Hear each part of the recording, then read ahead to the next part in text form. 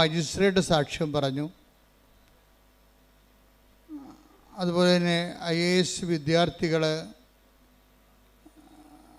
അവർ പാസ്സായതിനു ശേഷം വന്ന് സാക്ഷ്യം പറയും.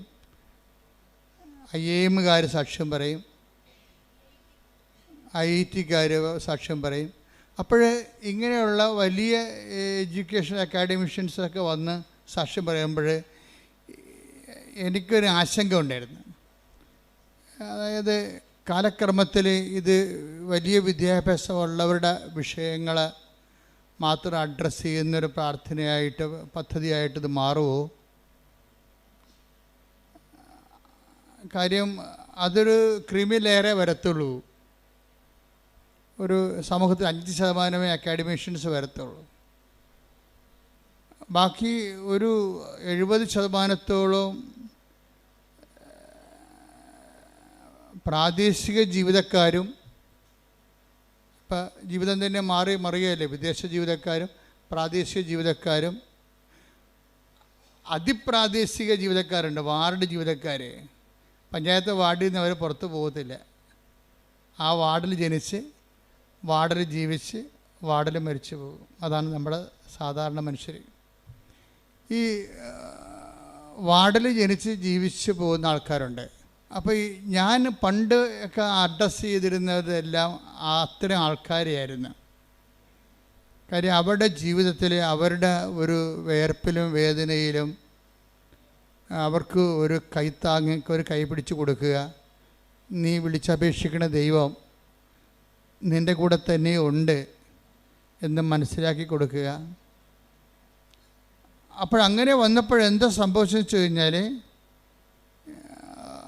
ഇൻ്റലക്ച്വൽസും എഡ്യൂക്കേഷണലിസ്റ്റും അക്കാഡമിഷ്യൻസും അഡ്രസ്സ് ചെയ്യാൻ പറ്റാത്ത ഒരു കാലം ഉണ്ടായിരുന്നു. ഉടമ്പടി വന്നപ്പോൾ ഉടമ്പടി ഒരു ടെക്നിക്കൽ പ്രെയർ ആയത് കാരണം വളരെ ശാസ്ത്രീയമായിട്ട് അതിൻ്റെ ആന്തരികമായ അതിൻ്റെ ചേരുവകൾ ഫോർമുലയൊക്കെ മനസ്സിലാക്കി ഷാർപ്പ് ഷൂട്ട് ചെയ്താൽ അപ്പോൾ തന്നെ ഷോട്ട് ഡൗൺ ആകും അത്. അപ്പം അതുകൊണ്ട് ഈസിയാണ്. കാര്യം ഈസിയാണെന്ന് വെച്ച് കഴിഞ്ഞാൽ ഇന്നത് ചെയ്താൽ ഇന്ന ഫലമെന്നുണ്ട്.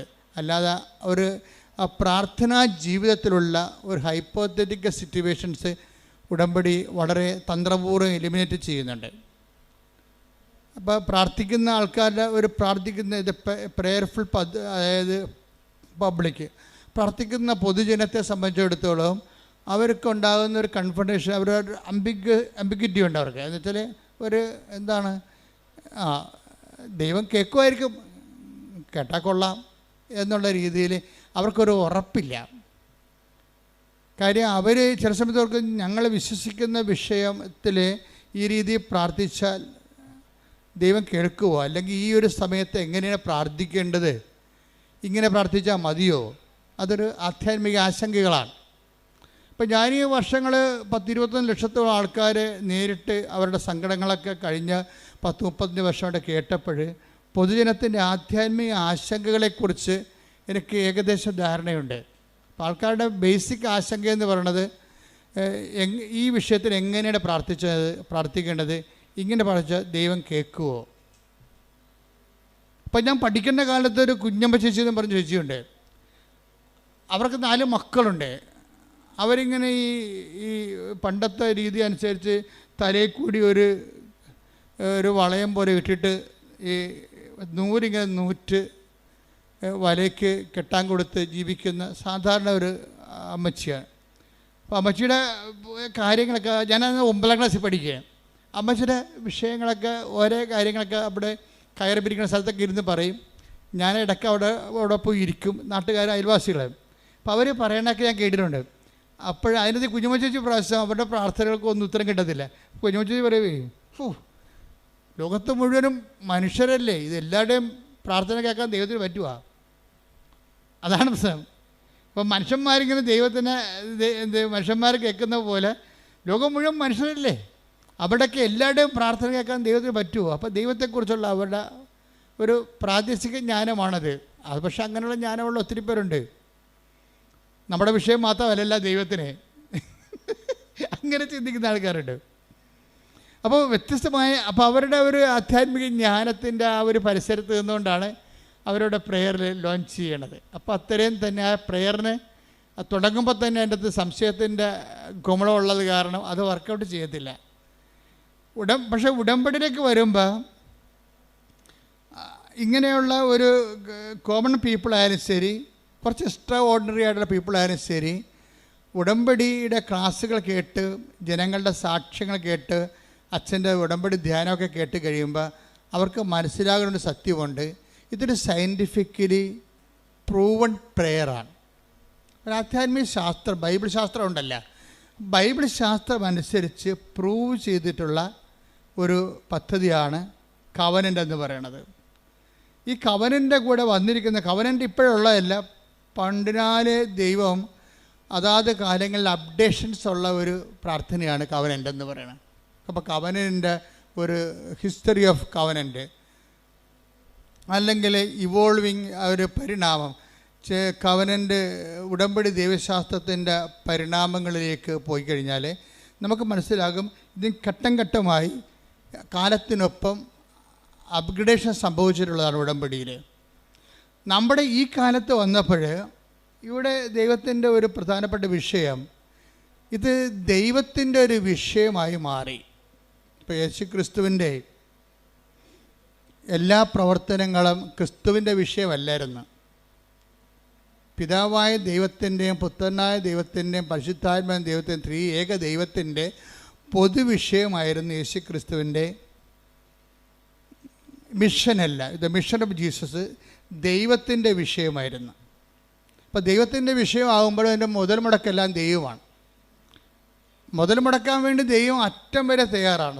അതാണ് തൻ്റെ ഏകജാതനെ നൽകാൻ. ആ മുതലിന് ആ ഒരു പദ്ധതിക്ക് വേണ്ടി അവസാനത്തെ എക്സ്പെൻഡിച്ചർ തൻ്റെ ഏകജാതിനെ 3:16 ശ്രുതിക്കട്ടെ ഹല്ലേലൂയ വേണ്ടി തന്റെ ഏകജാതനെ നൽകാൻ തക്കവിധം ദൈവം ലോകത്തെ അത്രമാത്രം സ്നേഹിച്ചു. അപ്പോൾ ദൈവം ലോകത്തെ അത്രമാത്രം സ്നേഹിച്ചത് കൊണ്ട് തൻ്റെ ഏകജാതനെ മുഴുവനായിട്ട് വരെ നൽകാൻ അതിൻ്റെ ക്യാപിറ്റൽ അതാണ്. രക്ഷാകര പദ്ധതിയുടെ ക്യാപിറ്റൽ എന്ന് പറയുന്നത് ഏകജാതനെ മുഴുവനും കൂടി നൽകിയ പാപത്തിന് പരിഹാരം ചെയ്യേണ്ടി വന്നപ്പോൾ അതിന് പോലും ദൈവം ചെലവഴിച്ചതാണ്. അപ്പോൾ ആ ദൈവത്തിൻ്റെ ആ ചെലവഴിക്കൽ നിന്നാണ് ക്രിസ്തുശാസ്ത്രം രൂപപ്പെട്ട് വരണത്. പ്രായോഗിക ജീവിതബന്ധിയായ ക്രിസ്തുശാസ്ത്രം. ഇപ്പോൾ ഒരു അക്കാഡമിക് ക്രിസ്തുശാസ്ത്രമുണ്ട്, പക്ഷേ ഒരു കാലബന്ധിയായ ഒരു ക്രിസ്തുശാസ്ത്രമുണ്ട്. അപ്പോൾ ഈ 3:16 ഡെവലപ്പ് ചെയ്ത് വരുമ്പോൾ പിന്നീട് പൗലോസ് പറയും നമ്മൾക്ക് യേശുക്രിസ്തുവിന് നൽകിയവൻ. ശ്രുതിക്കട്ടെ ഹല്ലേലൂയ ഹല്ലേലൂയ ഹല്ലേലൂയ ഹല്ലേലൂയ. റോമ 8:32 സ്വപുത്രനെ പോലും ഒഴിവാക്കാതെ പറഞ്ഞേ, സ്വപുത്രനെ പോലും ഒഴിവാക്കാതെ നമുക്കെല്ലാവർക്കും വേണ്ടി അവനെ ഏൽപ്പിച്ചു തന്നവൻ അവനോട് കൂടെ സമസ്തവും നമുക്ക് ദാനമായി നൽകാതിരിക്കുമോ? അവിടെ അതിന്റെ ഒത്തിരി വാക്കുകൾ ദൈവത്തിൻ്റെ തനത് മൈൻഡ് വെളിപ്പെടുത്തണമുണ്ട്. അതായത് ഈ റോമ 8:32 യോഹന്നാൻ 3:16 തമ്മിൽ ലിങ്ക് ആയിരിക്കണം. എന്താണ് 3:16 എന്താ പറയണത്? തൻ്റെ ഏകജാതനെ നൽകാൻ തക്കവിധം ദൈവം അത്രമാത്രം നമ്മളെ ലോകത്തെ സ്നേഹിച്ചു. അപ്പൊ ദൈവത്തെ ഈ എന്തുകൊണ്ടാണ് ദാനമായിരിക്കണം മനസ്സിലാക്കണം. ഉടമ്പടി വർക്ക് ചെയ്യണത് നോട്ട് ബൈ മെറിറ്റിലാണ്, പിന്നെന്താണ്? But by grace. അപ്പം മനുഷ്യൻ്റെ ജീവിതത്തിൻ്റെ എല്ലാ വിഷയങ്ങളിലും നമ്മളുടെ ഇപ്പം നിങ്ങൾക്കൊരു സ്റ്റാൻഡേർഡ് ഉണ്ടാകുമല്ലോ അല്ലേ? നിങ്ങളുടെ ഒരു വാല്യൂ അല്ലെങ്കിൽ നിങ്ങളുടെ ഒരു കഴിവ്. പക്ഷേ നമ്മുടെ കഴിവും നമ്മുടെ ജീവിതവും തമ്മിൽ ഒരു കാലത്തും പൊരുത്തപ്പെടത്തില്ല. എന്താ കാര്യം? നമ്മളുടെ ജീവിതത്തിൻ്റെ വെല്ലുവിളി നമ്മുടെ കഴിവിനേക്കാൾ എപ്പോഴും മുകളിലായിരിക്കും. അതെപ്പോഴും അങ്ങനെയുണ്ട്. ലൈഫ് സെറ്റിൽ ചെയ്തിരിക്കുന്നതും ലൈഫ് ഇവോൾവ് ചെയ്തിരിക്കുന്നതും ജീവിതം ആയിത്തീർന്നിരിക്കുന്നതായിട്ടുള്ള അവസ്ഥ എന്ന് വെച്ച് കഴിഞ്ഞാൽ എപ്പോഴും നമ്മുടെ കഴിവിനേക്കാളും ഉപരിയായിരിക്കും നമ്മൾക്ക് കൈകാര്യം ചെയ്യേണ്ട വിഷയം. കഴിഞ്ഞ ദിവസത്തിൽ ഒരു മജിസ്ട്രേറ്റിൻ്റെ സാക്ഷ്യം എന്താ അറിയാമോ? മജിസ്ട്രേറ്റ് വക്കീലാണ്, അവർ പ്രാക്ടീസിങ് വക്കീലാണ്. ഈ ബാരിസ്റ്ററെ ശരിക്കും അവർക്ക് ഇപ്പോൾ ഒരു മജിസ്ട്രേറ്റിൻ്റെ എക്സാം വന്നു. അപ്പോൾ ഹൈക്കോടതിയുടെ എക്സാമാണ്. ഹൈക്കോടതിയുടെ എക്സാം ശരിക്കും വളരെ പാടുള്ളതാണ്. അവർ പറഞ്ഞ സങ്കീർണമാണ്. പല പല സെക്ഷൻസ് ഉണ്ട്. ആ പരീക്ഷകളെല്ലാം എഴുതിയിട്ടാണ് പിന്നീട് അവർ മജിസ്ട്രേറ്റായിട്ട് അവർ ജയിച്ചാൽ മാത്രമേ മജിസ്ട്രേറ്റിലേക്ക് പിന്നെ അവർക്ക് പരിശീലനത്തിന് പോകാൻ പറ്റത്തുള്ളൂ. പക്ഷേ എന്താ പ്രശ്നം വെച്ചാൽ ഇവർക്കൊരു കോൺഫിഡൻസ് ഉണ്ട്. എപ്പോഴും നമ്മൾ ശ്രദ്ധിക്കേണ്ടത് ഈ കോൺഫിഡൻസ് ആണ് ഫസ്റ്റായിട്ട്. നമ്മൾ ദൈവത്തിൻ്റെ സന്നിധാനത്തിൽ വരുമ്പോൾ ആദ്യത്തെ ബോംബിങ് ഏരിയ എന്ന് പറയുന്നത്, അല്ലെങ്കിൽ മിലിറ്ററി ടാർഗറ്റ് പൊസിഷൻ. ഇപ്പം മിലിറ്ററി പൊസിഷൻ എന്ന് പറയത്തില്ലേ, ബോംബ് ചെയ്യുന്ന വിമാനങ്ങൾക്കൊരു പൊസിഷൻ ഉണ്ടാകും. ഇപ്പം നമ്മൾ ദൈവത്തിൻ്റെ സന്നിധി വരുമ്പോൾ ഈ പൊസിഷൻ ടാർഗറ്റിലായിട്ട് വരുന്നത് എപ്പോഴും കോൺഫിഡൻസാണ്. നിങ്ങളുടെ കോൺഫിഡൻസ് തരുന്ന കുറേ കാര്യങ്ങളുണ്ട്. നിങ്ങളുടെ ഈ കോൺഫിഡൻസ് എന്ന് പറയണതാണ് നിങ്ങൾ. പക്ഷെ ആ നിങ്ങൾക്ക് ഇപ്പോൾ നിങ്ങളുടെ അതിജീവനത്തിന് നിങ്ങളുടെ മുമ്പിൽ വന്നിരിക്കുന്ന വെല്ലുവിളിയെ തരണം ചെയ്യാനുള്ള കഴിവുണ്ടാകത്തില്ല. മനസ്സിലായില്ലേ? അപ്പോൾ ഇത് നിങ്ങളുടെ കോൺഫിഡൻസ് പൊളിച്ച് പണിയേണ്ടി വരും. ഇപ്പം തന്നെ റോഡ് ചെയ്യണവർ, ഇപ്പം നല്ല റോഡിൽ വണ്ടി പോകുന്നുണ്ട്, പക്ഷേ റോഡ് അവർ പൊളിക്കുകയാണ്. മൊത്തം പൊളിച്ചിട്ട് അതെല്ലാം വീണ്ടും അതെല്ലാം പൊടിച്ച് റീകോൺക്രീറ്റ് ചെയ്യാൻ. എന്താ കാര്യം? അവർക്ക് ഗ്യാരണ്ടി ഉണ്ട്, അടുത്ത ഒരു 50 കൊല്ലത്തേക്ക് തലമുറകളെ കോടിക്കണക്കിന് വാഹനം ഓടേണ്ടതാണ്. അതനുസരിച്ച് ഈ റോഡ് അതിന് പറ്റത്തില്ല, അതുകൊണ്ട് അവർ പൊളിക്കുകയാണ്. ദൈവം ചെയ്യേണ്ടത് ഏതാണ്ട് ഇതേ പരിപാടിയാണ്. നിങ്ങളുടെ കോൺഫിഡൻസ് ആദ്യം പൊളിക്കും. കോൺഫിഡൻസിൻ്റെ ഓരോ ഏജൻറ്റ് നോക്കിയാൽ മതി. പണി വരാൻ പോണത് എവിടെയാണെന്നൊക്കെ അറിയാൻ പറ്റും. ഒന്നെങ്കിൽ നമ്മുടെ ആരോഗ്യമായിരിക്കും. പരമാവധി പണി ആദ്യം കിട്ടാൻ സാധ്യതയുള്ളത് ബോഡിയിലാണ്. ബോഡി എപ്പോഴും നിങ്ങൾ ശ്രദ്ധിച്ച് പ്രാർത്ഥനാപരമാക്കുകയാണ്. പിന്നെ കിട്ടാൻ പോകുന്നത്, പിന്നെ ബോംബ് വീഴാൻ സാധ്യതയുള്ളത് കോമ്പറ്റീഷനിലാണ് വരണത്. നിങ്ങൾ ചിലപ്പോൾ സ്കൂളിൽ റാങ്കാകാം. സ്കൂളിൽ റാങ്കായി കഴിയുമ്പോൾ ടീച്ചർമാർ പറയും നിങ്ങൾ സ്കൂളിൻ്റെ അഭിമാനമാണോ ആന കൂന എന്നൊക്കെ പറയുമ്പോൾ നിങ്ങൾക്ക് മാലയൊക്കെ ഇതിട്ട് ബൊക്കൊക്കെ തന്ന് വിടും. കോളേജ് ചെല്ലുമ്പോൾ നിങ്ങൾ എല്ലാ വിഷയത്തിലും പൊട്ടിപ്പോകും. എന്താ കാര്യം? സ്കൂളിൽ നിങ്ങൾ കിങ് ആയതുകൊണ്ടാണ് അങ്ങനെ സംഭവിക്കുന്നത്. കോൺഫിഡൻസ് ഉണ്ട് നിങ്ങൾ. ഈ കോൺഫിഡൻസ് വെച്ചുകൊണ്ട് കോളേജിൽ നിങ്ങൾ പഠിക്കാതിരിക്കും, അല്ലെങ്കിൽ ക്ലാസ് കട്ട് ചെയ്യും. അപ്പോൾ അവർ പറയണത് എന്താ വെച്ചാൽ, ഞാൻ പഠിച്ചില്ലേലും ജയിക്കും, പഠിക്കണ പിള്ളേർക്ക് വീട്ടിൽ ഇരുന്നാലും മതി, കോളേജിൽ പോകേണ്ട കാര്യമില്ല, അപ്പോൾ ക്ലാസ് കട്ട് ചെയ്ത് നടക്കും. അപ്പം അങ്ങനെ വരുമ്പോൾ ഈ നമ്മുടെ കോൺഫിഡൻസാണ് ആധ്യാത്മികമായ ഉഴപ്പുണ്ടാക്കുന്നത്. അതെപ്പോഴും നമ്മൾ ശ്രദ്ധിക്കണം. നിങ്ങൾക്കിന്ന് ആധ്യാത്മികമായിട്ട് എന്തെങ്കിലും ഒരു ഫ്ലക്ച്വേഷൻ ഉണ്ടെങ്കിൽ ആദ്യം ട്രീറ്റ്മെൻറ്റ് നടത്തേണ്ടത് നിങ്ങളുടെ കോൺഫിഡൻസിലാണ്. കാര്യം നിങ്ങളുടെ വിദ്യാഭ്യാസം ചിലർക്ക് തറവാടിത്തമാണ്. എന്താണ് അതായത് ഇപ്പോൾ ഒരു ജോലിയുണ്ട്, ജോലി വന്നിട്ടുണ്ട്, അത് ഇതിലാണ് വന്നിരിക്കുന്നത്, ട്രാൻസ്പോർട്ട് ബസ് കണ്ടക്ടറാകാനുള്ള ജോലിയാണ്. അപ്പോൾ ഇവരെ പെറ്റ് വീണ കാര്യത്തിൽ തന്നെ IAS എടുപ്പിച്ചിട്ടാണ് മാതാപിതാക്കന്മാർ വളർത്തുന്നത്. എൻ്റെ മകൾ വളർന്ന് കളക്ടറാകുമെന്നും പറഞ്ഞല്ലേ പേരിടുമ്പോൾ തന്നെ അവൾ കളക്ടറാകും. ഈ കുഞ്ഞ് ഞാൻ കളക്ടറാകും എന്ന് പറഞ്ഞുകൊണ്ട് ഇരുന്ന് അവസാനം ഒരു വണ്ടിക്കും കയറി പോകത്തില്ല. വന്ന വണ്ടി പോകും, ഞാൻ കളക്ടറിൻ്റെ വണ്ടി വരാതിരിക്കണം, കളക്ടറിൻ്റെ വണ്ടി വരാൻ. അവസാനം തെണ്ടിപ്പെറുക്കി പട്ടിണിയായി കയറി നാറി കഴിയുമ്പോഴാണ് വല്ല വണ്ടിയും കയറി പോയാൽ മതി, അപ്പോൾ കാലം കഴിഞ്ഞു പോകും. ഇങ്ങനെ എന്തോ അടിച്ചേൽപ്പിച്ച ആത്മവിശ്വാസങ്ങളുണ്ട് ആൾക്കാർക്ക്. ആരോ അടിച്ചേൽപ്പിച്ച വിശ്വാസം. നീ കളക്ടർ വരെ കുന്തമില്ല, നിൻ്റെ കഴിവനുസരിച്ച് നീ അധ്വാനിക്കുക, ബാക്കി ദൈവം ക്രമീകരിക്കും. മനസ്സിലായ? എനിക്ക് ആഗ്രഹത്തിൻ്റെ അടിമയാകരുത്, ആഗ്രഹത്തിൻ്റെ യജമാനനാകണം.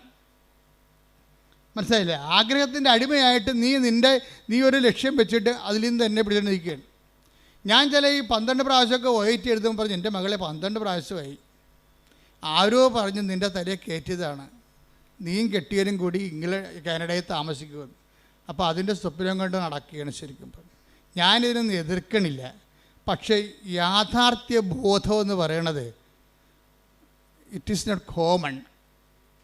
അതൊരു കോമൺ സെൻസാണ് വേണ്ടത്. കോമൺ സെൻസ് ഒന്നും കോമൺ അല്ലെന്നല്ലേ പറയണത്. യാഥാർത്ഥ്യബോധം, ഏറ്റവും കൂടുതൽ യാഥാർത്ഥ്യബോധം കുറവുള്ളത് പെൺപിള്ളേർക്കാണ്. ഞാൻ ഇത്രയും നാൾ വന്നിട്ടുള്ള യാത്രയിൽ എനിക്ക് മനസ്സിലാക്കി ഏറ്റവും കുറവ് യാഥാർത്ഥ്യബോധമുള്ളത് പെൺപിള്ളേർക്കാണ്. അവർ ഒന്ന് പറഞ്ഞാലും മനസ്സിലാകത്തില്ല, അവർക്ക് ഒന്ന് പറഞ്ഞാൽ മനസ്സിലാകത്തില്ല. എന്ന് വെച്ചാൽ നിങ്ങൾ ഡിഗ്രഡേറ്റ് ചെയ്യണമെന്നല്ല ഞാൻ പറയണത്. നിങ്ങൾ ഒരു സാമാന്യ ബുദ്ധി ഈ വിഷയത്തിൽ കാണിക്കണം. കലിബർ, കടന്നു വന്നിട്ടുള്ള മാർഗങ്ങൾ, അല്ലാതെ ഓരോരുത്തരും പോയി അവരെപ്പോലെ ആകാൻ വേണ്ടി തവള ആനയെപ്പോലെ വീർപ്പിക്കാൻ നിൽക്കരുത്. കാര്യം തവള വീർത്താലും ആന വീർത്താലും കുറച്ച് കഴിയുമ്പോൾ ഇതെല്ലാം ചത്ത് പിരിഞ്ഞ് മണ്ണോടായി തീരും. നമ്മളെപ്പോഴും ശ്രദ്ധിക്കേണ്ടത് ഉറപ്പ് വരുത്തേണ്ട ഒരു സാധനം മാത്രമേ ഉള്ളൂ. എന്താണ്? ദൈവം. നിന്നോട് കൂടെയുള്ള ദൈവത്തിൻ്റെ സാന്നിധ്യമാണ് നീ ഉറപ്പ് വരുത്തേണ്ടത്. ഇപ്പം നീ എന്താ ചെയ്യണമെന്നറിയാമോ? നീ ആദ്യം ഉറപ്പ് വരുത്തണത് നിൻ്റെ ലക്ഷ്യങ്ങൾ ഉറപ്പ് വരുത്തിയിട്ട് ദൈവത്തെ അതിനു വേണ്ടി ഉപയോഗിക്കുകയാണ് ചെയ്യണത്. മനസ്സിലായോ? നീ ആദ്യം ഉറപ്പ് വരുത്തേണ്ടത് എന്തിനാണ്? നീ ആദ്യം ഉറപ്പ് വരുത്തേണ്ടത് നിൻ്റെ ലക്ഷ്യങ്ങളല്ല. ആർക്കും ആഗ്രഹങ്ങളൊക്കെ ഉണ്ടാകത്തില്ലേ? അപ്പോൾ അതിൻ്റെ അടിമയായിട്ട് ജീവിച്ചിട്ട് വല്ല കാര്യമുണ്ടോ? അതിൻ്റെ യജമാനനായിരിക്കണം. ആ യജമാനനാകുമ്പോൾ എങ്ങനെയാകണത്? ദൈവം ആഗ്രഹിക്കുന്ന വഴികളിലേക്ക് ഞാൻ പോകും. കർത്താവിന് മുമ്പിൽ തുറന്നു വെക്കണം. കർത്താവേ, എനിക്കൊന്ന് ഭക്ഷണം കഴിക്കണം, നീ എനിക്ക് തന്നൊരു മാന്യതയിൽ ഇവിടെ ജീവിക്കണം.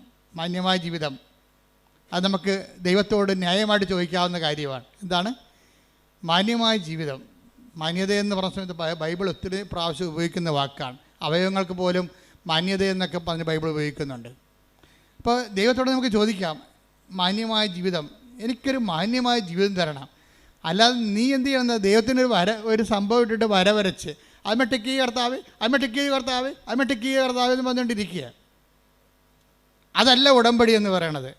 ഉടമ്പടി നിനക്ക് ന്യായമായി ചോദിക്കാവുന്ന എന്താണ്? മാന്യമായ ജീവിതം. അത് ചോദിക്കാം. അത് കറക്റ്റായിട്ട് കിട്ടിയിരിക്കും. എന്താ കാര്യം എന്നറിയാമോ? അതിന് പ്രൊവിഷനുണ്ട്. എന്താ കാര്യം? ദൈവത്തിൻ്റെ സൃഷ്ടികളിൽ ഏറ്റവും നല്ലവണ്ണം മാന്യതയുള്ളത് മനുഷ്യനെയാണ്.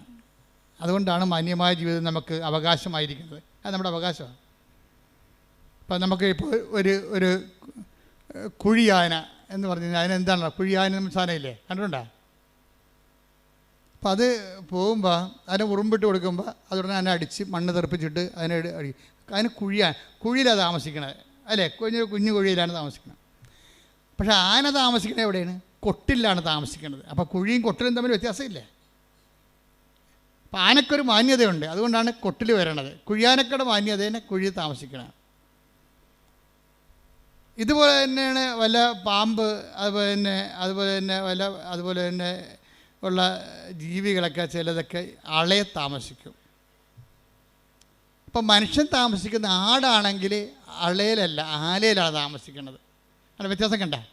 ആടിന് ആല, അതുപോലെ തന്നെ ആനയ്ക്ക് കൊട്ടിൽ, രാജാവാണെങ്കിൽ കൊട്ടാരത്തിൽ താമസിക്കും.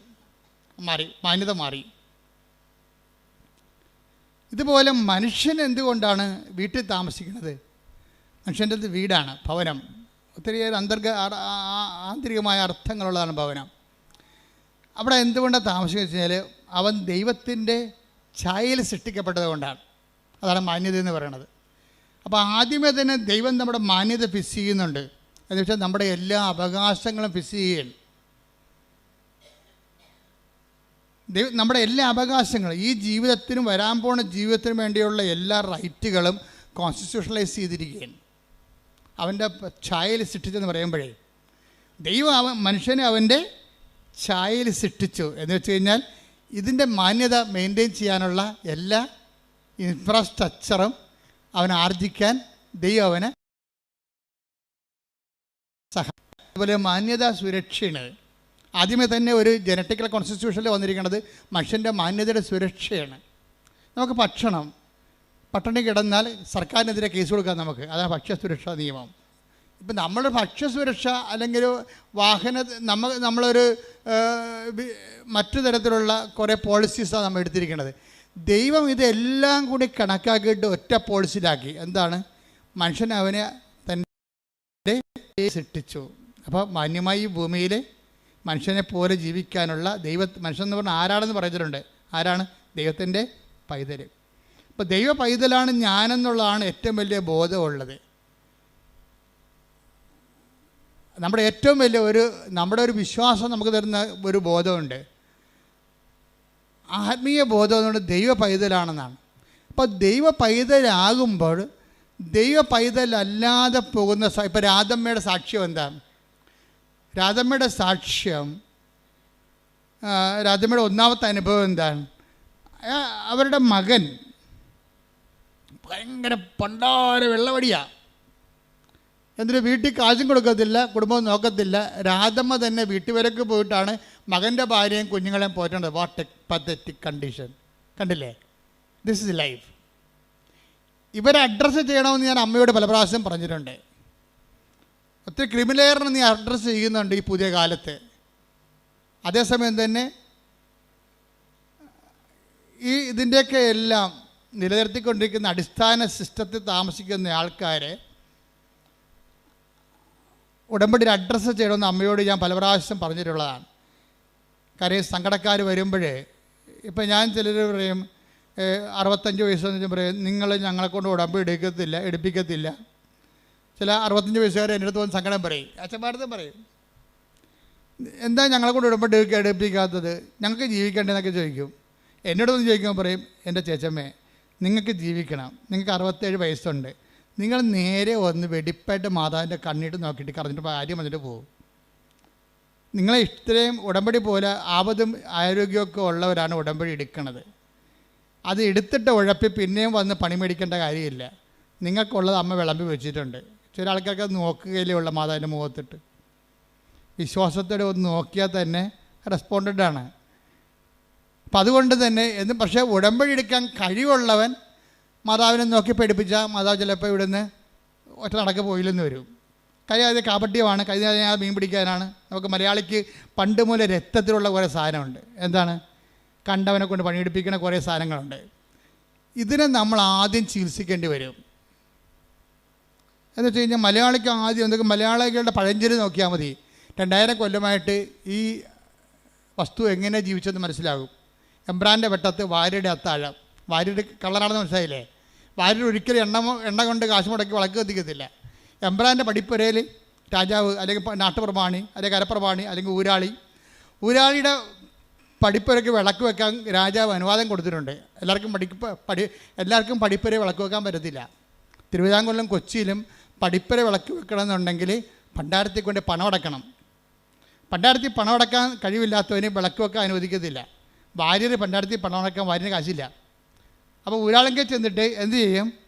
അവിടുത്തെ വിളക്ക് പടിപ്പുര വെക്കുമ്പോൾ വീട്ടിൽ അത്താഴം എടുത്തുകൊണ്ട് വാര്യർ ഊരാളെങ്കിൽ ചെല്ലും. അവിടെ ചെന്നിട്ട് അവരുടെ വെട്ടത്തിരുന്നുകൊണ്ട് ഭക്ഷണം കഴിക്കും. അത് വാര്യർ പോകും. അതാണ് എമ്പ്രാൻ്റെ വെട്ടത്ത് വാര്യയുടെ അത്താഴം. ചിലർ പറയും കൈ നനയാതെ മീൻ പിടിക്കുക. അതാണ് സംഭവം. എന്ന് വെച്ച് കഴിഞ്ഞാൽ ചൂണ്ടിക്കാണിച്ചു കൊടുക്കും, ആ മീൻ പിടി, ഈ മീൻ പിടി കടക്കുന്നതിനെ നിൽക്കും, മറ്റവർക്ക് അടുത്തപ്പം വെള്ളത്തിൽ കിടക്കും. അതാണ് കൈ നനയാതെ മീൻ പിടിക്കുക. പിന്നെ തുമ്പിയെ കൊണ്ട് കല്ലെടുപ്പിക്കുക. അപ്പോൾ ഇതൊക്കെ മലയാളിയുടെ ബേസിക് മെറ്റീരിയൽ നേച്ചറിലുള്ളതാണ്. ഇതിന് ആധ്യാത്മികതയിൽ ബൈബിള് ഇതിന് നല്ലവണ്ണം ചികിത്സിക്കും ഈ രോഗത്തിനെ. അതുപോലെ ദ്രവീഡീയമായ ഒരു ദ്രാവിഡരുടെ ഇടയിൽ കാണുന്ന ഒരു രോഗമാണത്. കണ്ടവനെ കൊണ്ട് പണിയെടുപ്പിക്കുക, പപ്പായെ കൊണ്ട് ഉടമ്പടിപ്പിക്കുക. അതാണ് സാധനം. പപ്പായെ കൊണ്ട് ഉടമ്പടിപ്പിക്കുക. ഇപ്പം ഈ മജിസ്ട്രേറ്റ് അങ്ങനെ ഒരാളാണ്. മജിസ്ട്രേറ്റിൻ്റെ സാക്ഷ്യം നൽകുമ്പോൾ ആദ്യം ഇവർ ഡയറക്റ്റായിട്ട് വന്നിട്ട് ഉടമ്പടി എടുക്കത്തില്ല. ആരാ ഉടമ്പടി എടുക്കണത്? അമ്മയെ കൊണ്ടാണ് ഉടമ്പടി എടുക്കുന്നത്. പക്ഷേ ഇവിടെ അത് ഏക്കത്തില്ല, ഇവിടെ അക്സെപ്റ്റ് ചെയ്യത്തില്ല. കാരണം മലയാളിയുടെ 2000 കൊല്ലത്തെ മനസ്സുമൊക്കെ അമ്മയ്ക്ക് അറിയാവുന്ന കാരണം അമ്മ പറയും ഓടരുതമ്മാവ ആളറിയുന്ന സംഭവം. അതുകൊണ്ട് മജിസ്ട്രേറ്റിൻ്റെ കാര്യങ്ങളൊന്നും നടക്കത്തില്ല. പക്ഷെ അമ്മ മാതാവിൻ്റെ മുമ്പിൽ ഇത്തിരി വില നിലയുള്ള ആളാണ്. കാര്യം അവർക്ക് നല്ല ഇൻവെസ്റ്റ്മെൻറ്റ് ഉള്ള ആളാണ്. അപ്പോൾ മജിസ്ട്രേറ്റിന് പരീക്ഷയ്ക്ക് പോകുന്നിടത്ത് ടാനിയ പറയും, അമ്മേ ഞാൻ പരീക്ഷയ്ക്ക് പോകണില്ല, കാര്യം എനിക്ക് നല്ല മൈഗ്രെയിനാണ്, തല പൊട്ടാണ്, തല പൊടിയാണ്, എൻ്റെ ബോധം പോകണമെന്ന് പറയും. അപ്പോൾ അമ്മ പറയും, നീ പരീക്ഷയ്ക്ക് പോകും മകളെ, എന്താ കാര്യം? ഞാൻ കൃപാസനത്തിൻ്റെ ഒരു കാശിരൂപം നിനക്ക് തരാം, നീ നെറ്റിക്കൊട്ടിച്ച് വെക്ക്, 10 മിനിറ്റ് നമുക്ക് വെയിറ്റ് ചെയ്യാം. മാതാവ് നിൻ്റെ തലവേദന എടുത്ത് മാറ്റും, നീ പരീക്ഷയ്ക്ക് പോകുന്നു. അപ്പോൾ ഇവൾ കിടക്കുകയാണ്, ഇങ്ങനെ ഉരുണ്ട് വട്ടത്തിൽ കിടക്കുകയാണ്, തലപെരുത്ത് വേദനയായിട്ട് കിടക്കുകയാണ്. ഒന്നും ഓർക്കണില്ല, കണ്ണ് കാണാൻ പാടില്ല. തലവേദന എടുത്തിട്ടേ കണ്ണ് കാണാൻ പാടില്ല, ഒന്നും അക്ഷരം നോക്കിയിട്ട് തെളിഞ്ഞ് വരണില്ല, എല്ലാം ഇങ്ങനെ ബ്ലറടിച്ചിരിക്കുകയാണ്. അപ്പോൾ ഇവൾ എന്ത് അഡ്വക്കേറ്റ് ആയാലും അമ്മമാർക്ക് ഒരു കഴിവില്ലേ, എത്ര വലിയ ആൾക്കാരായാലും അമ്മ എപ്പോഴും അമ്മമാർ, ഞാൻ പറഞ്ഞ ഒന്നെങ്കിലും നിങ്ങളെ പ്രസവിക്കാൻ പോകരുത്, അതൊരു ദൈവികമായ ഏർപ്പാടാണ്. പ്രസവിക്കാൻ പോയാൽ നിങ്ങൾ ഉടനെ അമ്മയാകും. അമ്മയായാൽ നെക്സ്റ്റ് ഗോഡാണ്, ദൈവത്തിൻ്റെ അടുത്ത് നിൽക്കുന്ന ആളാണ്. അമ്മ എന്തെങ്കിലും മക്കൾക്ക് വേണ്ടി ദൈവത്തോട് പറഞ്ഞാൽ ദൈവം അപ്പം ഒപ്പിടും. എന്താ കാര്യം? അവർക്ക് കൊച്ചിനെ കൊടുത്തപ്പോൾ തന്നെ കൊച്ചിനെ ജീവിപ്പിക്കാനുള്ള അധികാരവും അവകാശവും അവർക്ക് ദൈവം എഴുതി കൊടുത്തിട്ടുണ്ട്. പക്ഷെ അവർ അമ്മയായിട്ട് ജീവിക്കണം. അല്ല വയറ്റിട്ട് അതിനെ കൊല്ലാൻ പോയി കഴിഞ്ഞാൽ ദൈവത്തിന് അറിയാം, നീ അമ്മയല്ല, കൊലപാതകയാണ്, 2 കുഞ്ഞുങ്ങളെ കൊന്ന ആളാണ്, ഈ അഭ്യാസം കൊണ്ട് എൻ്റെ അടുത്ത് വരരുത്, പഴയകാലം ഓർക്കണം. അതിനാണ് ഉടമ്പടിയിൽ അനുതാപം വെച്ചിരിക്കുന്നത്. അബദ്ധവശാൽ ദൈവത്തെ അറിയാത്ത കാലങ്ങളിലുള്ള കാര്യങ്ങളെ ദൈവം റൈറ്റ് ഓഫ് ചെയ്യാനൊരു പ്രൊവിഷൻ ഇട്ടിട്ടുണ്ട് ബൈബിളിലേക്ക് ഒള്ളുകെട്ട ഇത്. അജ്ഞതയുടെ കാലഘട്ടത്തെ 17:30 എടുത്ത് നടപടി പുസ്തകം 17:30. ശ്രുതികട ഹല്ലേലൂയ. അപ്പോസ്തല പ്രവർത്തനങ്ങൾ 17:30. അജ്ഞതയുടെ കാലഘട്ടങ്ങളെ ദൈവം കണക്കിലെടുത്തില്ല. ഒന്ന് പറഞ്ഞ അജ്ഞതയുടെ കാലഘട്ടങ്ങളെ ദൈവം കണക്കിലെടുത്തില്ല. എന്നാൽ ഇപ്പോൾ എല്ലായിടത്തുമുള്ള സകല ജനങ്ങളും പശ്ചാത്തപിക്കണമെന്ന് അവിടുന്ന് ആജ്ഞാപിക്കുന്നു. ഇതൊരു അപേക്ഷ അഭ്യർത്ഥനയുമല്ല, എന്താ പിന്നെ എന്താണ്? ഇതൊരു കൽപ്പനയാണ്. You should act according to by no means. എന്തിനാ കൽപ്പന കൊടുക്കണതിൻ്റെ കാരണം എന്താണ്? എല്ലാ മനുഷ്യരും രക്ഷപ്പെടണമെന്നും ആരും നശിച്ചു പോകാതിരിക്കാൻ ദൈവം ആഗ്രഹിക്കുന്നത് കൊണ്ടാണ്. കൽപ്പനകളുടെ ഉള്ളിൽ ശരിക്കും പറഞ്ഞാൽ ശാസനയല്ല ഉള്ളത്, മറിച്ച് കരുണയാണുള്ളത്. എന്താ കാര്യം? എല്ലാവരും രക്ഷപ്പെടണമെന്നും സത്യമാർഗം സ്വീകരിക്കണമെന്നും, take the word of God, എല്ലാവരും രക്ഷപ്പെടണമെന്നും സത്യമാർഗം സ്വീകരിക്കണമെന്ന്. ശ്രദ്ധിക്കട്ടെ. ഹല്ലേലൂയ. 1 തിമോത്തി 2:4 എല്ലാവരും രക്ഷിക്കപ്പെടണമെന്നും എല്ലാവരും രക്ഷിക്കപ്പെടണമെന്നും സത്യം അറിയണമെന്നും ആണ് അവിടുന്ന് ആഗ്രഹിക്കുന്നത്.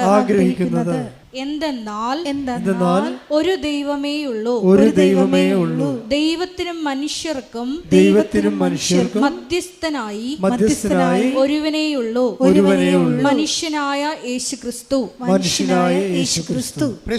അപ്പൊ ഇത് അതായത് ആരും നശിച്ചു പോകാതിരിക്കാനും എല്ലാവരും രക്ഷപ്പെടാനും സത്യമാർഗം സ്വീകരിക്കാനും വേണ്ടിയാണ് ഈ കൽപ്പന ദൈവം കൊടുത്തിരിക്കുന്നത്. അപ്പോൾ കൽപ്പനയുടെ അകത്തെല്ലാം രക്ഷയെ വെച്ചിട്ടാണ് കൊടുത്തിരിക്കുന്നത്. അല്ല നിങ്ങൾ മാതാപിതാക്കന്മാരെ ബഹുമാനിക്കുന്നു, അല്ല വ്യഭിചാരം ചെയ്യുന്നില്ല, അല്ലെ കള്ളസാക്ഷ്യം പറയുന്നില്ല, അല്ലെ കർത്താവിൻ്റെ ദിവസം ആചരിക്കുന്നു, അതിൽ തന്നെ ഒരു ലക്ഷ്യമില്ല. അതിനകത്തുള്ള ദൈവിക ലക്ഷ്യം എല്ലാവരും രക്ഷപ്പെടണമെന്നുള്ള ദൈവത്തിൻ്റെ ആഗ്രഹമാണ്. അതാണ് വിഷയം. എല്ലാവരും.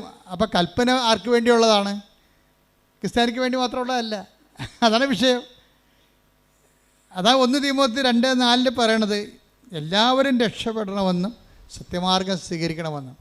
കർത്താവിൻ്റെ വചനങ്ങളിലെ വിശ്വസിച്ച് ജീവിച്ച് കഴിയുമ്പോൾ എന്താണ് നിത്യതയിലേക്കുള്ള മാർഗം ഉറപ്പുവരുത്തും. ഇപ്പോൾ എല്ലാവരും ഉടമ്പിക്കാരെല്ലാവരും എന്താണ് സംസാരിക്കണത്? നിത്യതയെക്കുറിച്ചാണ് സംസാരിക്കണത്. അല്ലാതെ അവർ ILTS എന്നൊക്കെ പറയും, പറമ്പ് വിറ്റെന്ന് പറയും, ജപ്തി നടപടി ഒഴിവായെന്ന് പറയും, ജോലി കിട്ടിയെന്ന് പറയും. ഇപ്പം മിഥുൻ്റെ കാര്യം തന്നെ, ഒരു മിഥുൻ്റെ സാക്ഷ്യം ഉണ്ടായിരുന്നു ഈ ദിവസം. മിഥുൻ്റെ സാക്ഷ്യം, മിഥുൻ്റെ ഒരു വിഷയം നിങ്ങളെപ്പോലെ തന്നെ മിഥു ഇവിടെ വന്നാണ്. വന്ന് ഇത് അപ്പൻ ഉടമ്പടി എടുത്ത്. അതാണ് ഞാൻ പറഞ്ഞത്, തുമ്പിയെ കൊണ്ട് കല്ലടിപ്പിക്കുക, എബ്രാൻ്റെ വെട്ടത്ത് വാരത്താഴ്, അപ്പനെ കൊണ്ട് ഉടമ്പടിപ്പിച്ചിട്ട് അവൻ കാറിലിരുന്നെന്നാണ് പറയണത്. മനസ്സിലായില്ലേ? അപ്പോൾ ഇവിടെ വന്ന് കുറച്ച് നേരം ഇങ്ങനെ ഇരുന്ന് വെച്ചാൽ കുറച്ച് ബോറടിച്ച് വിളിക്കുക. ഇവിടുത്തെ ഈ മൊത്തക്കൊടയും അതുപോലെ തന്നെ പ്രദക്ഷിണവും ഇവിടുത്തെ പ്രാർത്ഥനയും സാക്ഷിയൊക്കെ കേട്ടിട്ട് പുള്ളി ഇത് എനിക്ക് പറഞ്ഞിട്ടുള്ളതല്ല എന്ന് പറഞ്ഞുകൊണ്ട് അവിടെ ഇരുന്ന് കുറച്ച് നേരം. ആദ്യത്തെ സ്റ്റെപ്പ് അങ്ങനെയാണ്, എനിക്ക് പറഞ്ഞിട്ടുള്ളതല്ല ഇത്, നമുക്ക് പറ്റത്തില്ല, നമുക്ക് പറഞ്ഞിട്ടുള്ളതല്ല എന്ന് പറഞ്ഞു അവിടെ ഇരുന്ന്. അപ്പോൾ തന്നെ ഇവൻ എഴുന്നേറ്റ് പോയി കാറിലിരുന്നിട്ട് അവൻ സിനിമ കണ്ട്. പോരെ, ഉടമ്പടി കാണാൻ അപ്പനെ കൊണ്ട് ഉടമ്പടിപ്പിക്കാൻ വന്നവൻ സിനിമ കണ്ട്. എന്താ കാര്യം?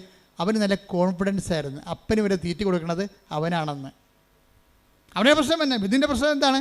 മിഥു എന്തുകൊണ്ടാണ് ഇവിടെ വന്നിട്ട് 10 മിനിറ്റ് ഇതെല്ലാം നോക്കിയിരുന്നിട്ട് നേരെ കാറിൽ പോയിരുന്ന് TV കണ്ട എന്താണ്?